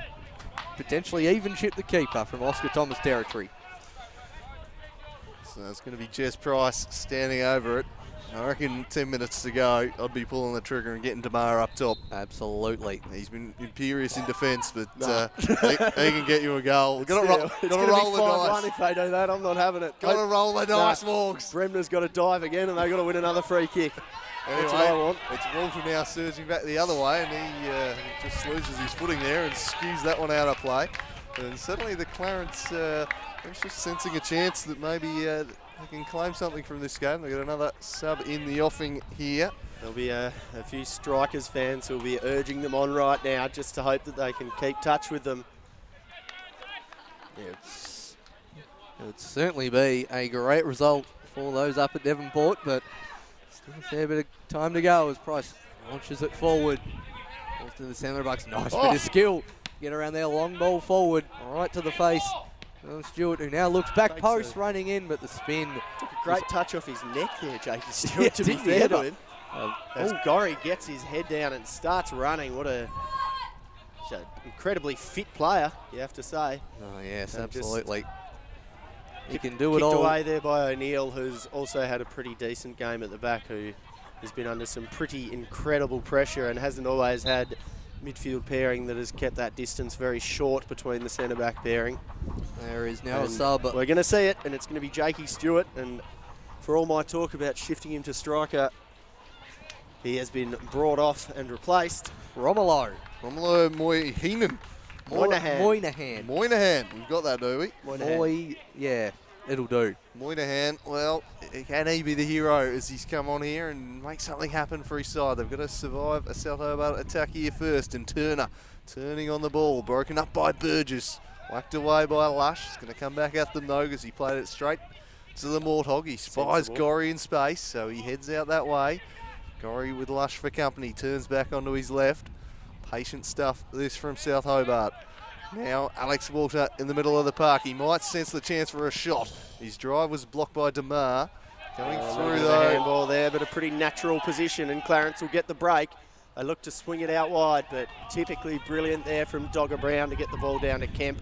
And they play it into Lazinski, who's got Turner in all kinds of space. He's got 2 on in the middle. Lazinski, but the ball's just hit too far for him. He gets his head up. He's got a couple in the box. Goes unselfishly to Hall. Hall turns and shoots. But another beautiful challenge. Was it DeMar? I don't know. Of course it was DeMar. The player on the ball. It was DeMar. It couldn't be anyone else. A lovely slide challenge, and Morton eventually brought down. Yeah, just collected a little bit there, and we'll have a look at that ball. Yeah, tip. Oh, that's just marvellous there from O'Dane DeMar.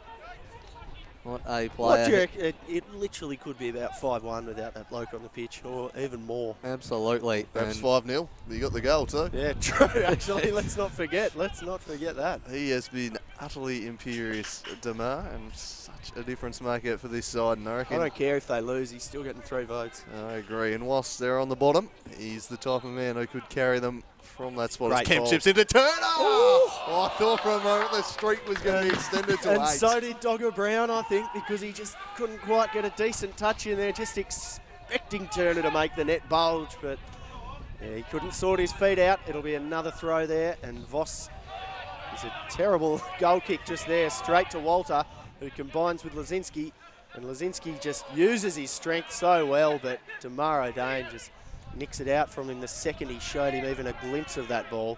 Yeah. Now Ludford gets his head up and he opts to go out wide to Lazinski, who takes a good touch.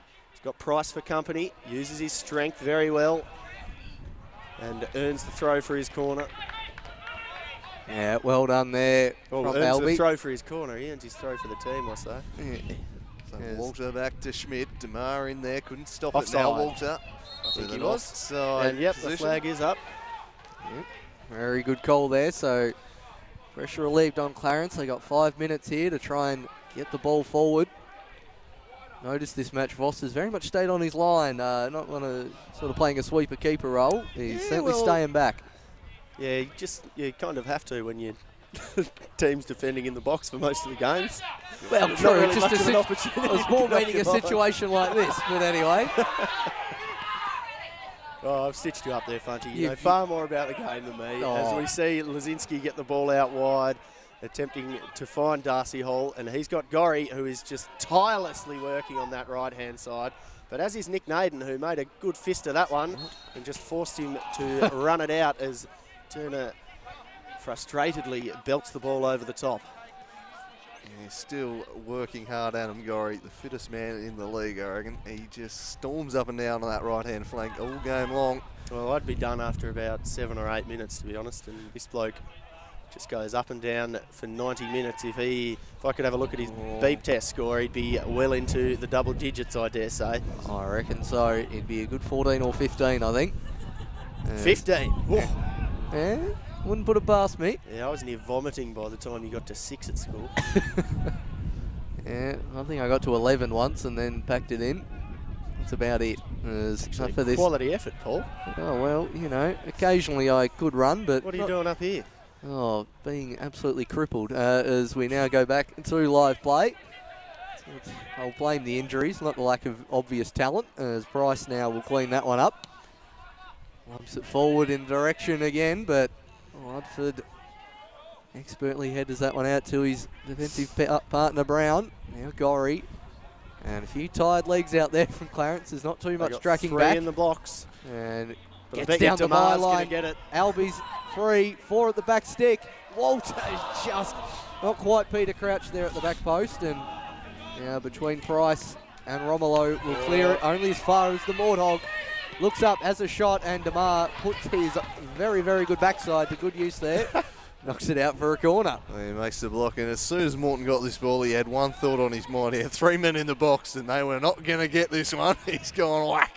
Selfish. Straight at DeMar. Oh. That is a wonderful clearance. It's a fine booty. Just sticks out the tush and makes the block. Fine booty there from Damar O'Dane, and what doesn't this bloke have in his Morton locker? is just shielding the corner here. I think it took a moment to realise they'd actually taken it as they tried to kill a little bit of time, and now Clarence can break. They've only got Nick Naden forwards here though, so they're going to have to build.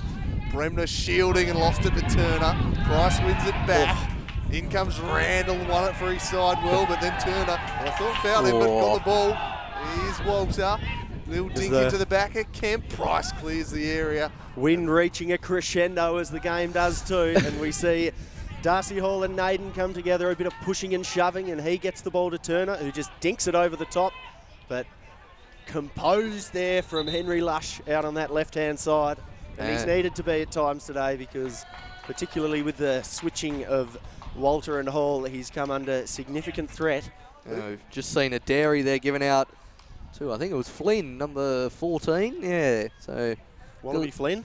Billy getting stuck in like Flynn there, so getting a slice of dairy for his trouble, and that's a throw-in that got a bit too much loop on it. And they're off. And they are off. Bremner. They've got the substitute on the far side if they can find him. He's in acres of space, and Connor Schmidt hasn't quite picked him up yet. And they're eventually trying to get out there. Price just too tired to get on the ball in the centre of the park there. And it's a beautiful ball to Darcy Hall. He's got Albie. He goes himself. It's a goal. South Hobart win, and South Hobart will be going 7 points clear at the top of the table. Showing their class there, lads. Yeah, absolutely. Just a wonderful counter-attacking play there. Darcy Hall had the one-on-one. Furious about the selfishness of Hall there, though, when he had Big Albie for the tap-in. But yeah, absolutely. You've got to back yourself, I suppose, and what an incredible ball it is through. It takes a good touch. Yeah, just rounds the keeper a little bit, and then a composed finish.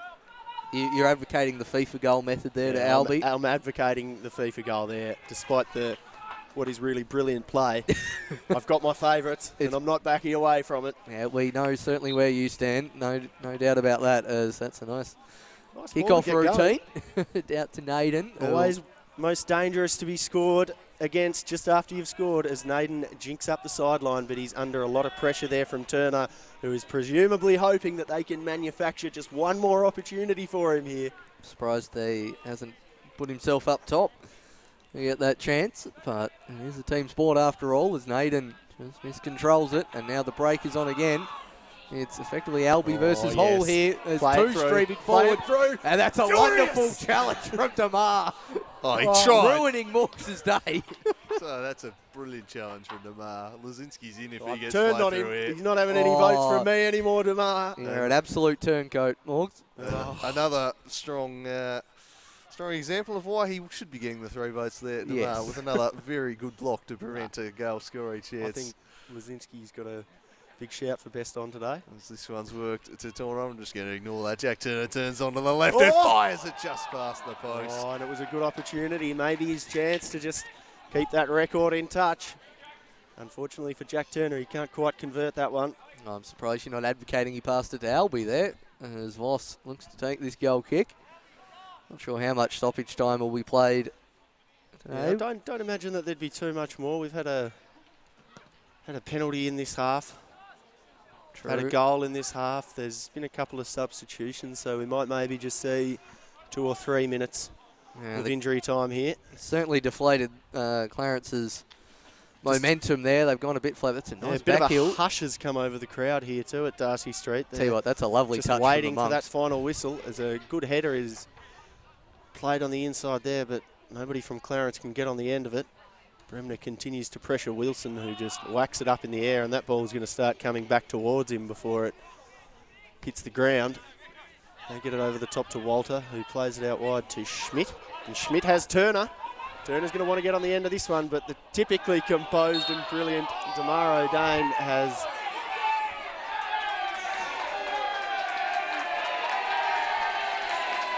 Nah, just a yellow there for Damar O'Dane, and you know, frankly, he's deserved something to eat at the end of this fantastic effort from him. So he's earned his slice of cheese, and it'll be a free kick to South Hobart. And there's only one thing that they'll be going for here, and it'll be going to put it on the header of Turner or Albie Lazinski, and they're taking up their positions at that far post. I think Jack Turner will be chomping at the bit. Oh, he'll be hungry. He'll be hungry. Kobe Kemp. Probably the one you'd expect to kill this one in. He sends it in near post to that man, Turner! I don't I don't know if he got a touch. He's not celebrating. I think that might be Kemp's goal, in fact. Oh, he gives it to Damar as well. Gives him a nice shirt front, especially with the referee not looking. I don't know if he got a touch on that. I think he should be claiming it. No, he's got it. He's got to claim it. For Jack Turner, just the faintest of touches on it. Let's have a look. I don't think he touches this. He's gone with an air swing, I reckon. He goes there. Ah, he's touched it. Someone's touched it. Whether it's Morton or Turner. No, it's Turner. We think that Turner's perhaps got the final touch on that one, but that is one that we'll have to check after the game to see if that streak keeps going. going. The Jubies goals panel. Jubies goal panel all over that one. Monday morning will be all over that one. Turner may have extended the streak to 8. I'm not sure. He didn't really celebrate it, which is unlike Jack Turner, so that remains a mystery. The final score does not, though. 4-1 South Hobart. A convincing win for them. They have, they've got Ash's CLU. The producer's given it to the Turner. He wants to give it to Jack Turner. Anyway, it's ended 4-1 here. South we're all Hobart giving now. it to Jack Turner. South Hobart 7 points clear on top of the table.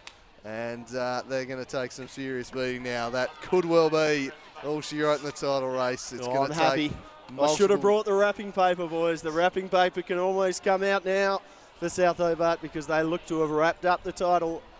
And geez, just having another look at that very soft penalty. So just a reminder to all South fans listening that we better take that one with a grain of salt after that horrible dive we saw from Bremner later on.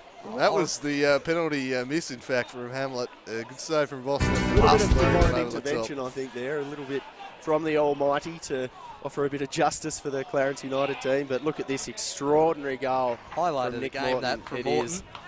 We remember seeing him score a bicycle kick in a similar spot, but that is just 3 beautiful flicks and a quite extraordinary finish there from the Morthog.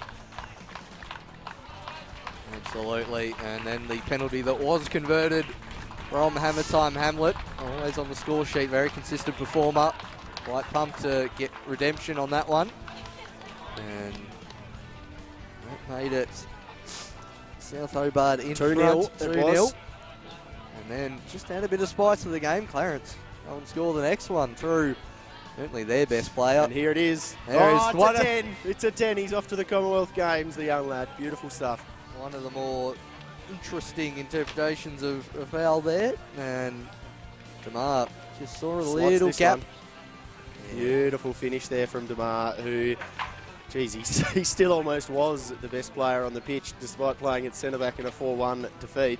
They have missed him, and look at the celebration. He gives a few kisses to the crowd there, lets them know how much he loved that one. Shows off a little bit of the rig. Beautiful stuff from Damar O'Dane Damar, rather. And then the sealer, Darcy Hall, one-on-one with the keeper. Clarence pushing bodies up. Halby there for the tap-in, opts to go himself. Selfish play there from Hall, but probably deserves it after getting a good shift today. And then right at the death, with probably the last kick of the game. A very contested goal. We've given it to Turner. But we'll just opt to go with the huddle for a little bit to see what they're getting on about. But here it is. This goal, which we've given to Turner, could very well be a goal from either Kobe Kemp or Nick Morton there. But Ash. Oh! The full-time graphic is stitched up a treat. I'm sceptical as to whether he got a touch on that. He got it. I've never known him not to celebrate a goal. Here we go, graphic gone. A great ball whipped in from Kemp. Almost picked out there, and then there's 2 in the box. It's Turner. It's going to be frame by frame, isn't it? He's had an air swing there. Yeah, he's touched it. He has touched it. There's another touch. But there could be another touch, which would be offside. I dare say. There's the Morthog. It's the Morthog. I dare say that could be offside because... Well, it wasn't. The final touch from... If Turner takes a touch there, then technically that is offside. If you can see that call from 45 yards away with 10 people in front... It would be an incredibly difficult call to get right live, and I wouldn't expect any linesman to get it. But if Turner's taken the touch there first, then that may be an offside goal, but that is... Beyond all of that, because it was a 4-1 victory, so it matters not. And it's a huge 4-1 victory for South Hobart because they are 7 points clear at the top of the table. Absolute disaster here for the Devonport Strikers, and yesterday for them too. So big result for South. And that is all we've got from Darcy Street on a day where South Hobart may well have secured the league title for 2017. We'll be back next week with more action. Until then, it's bye for now.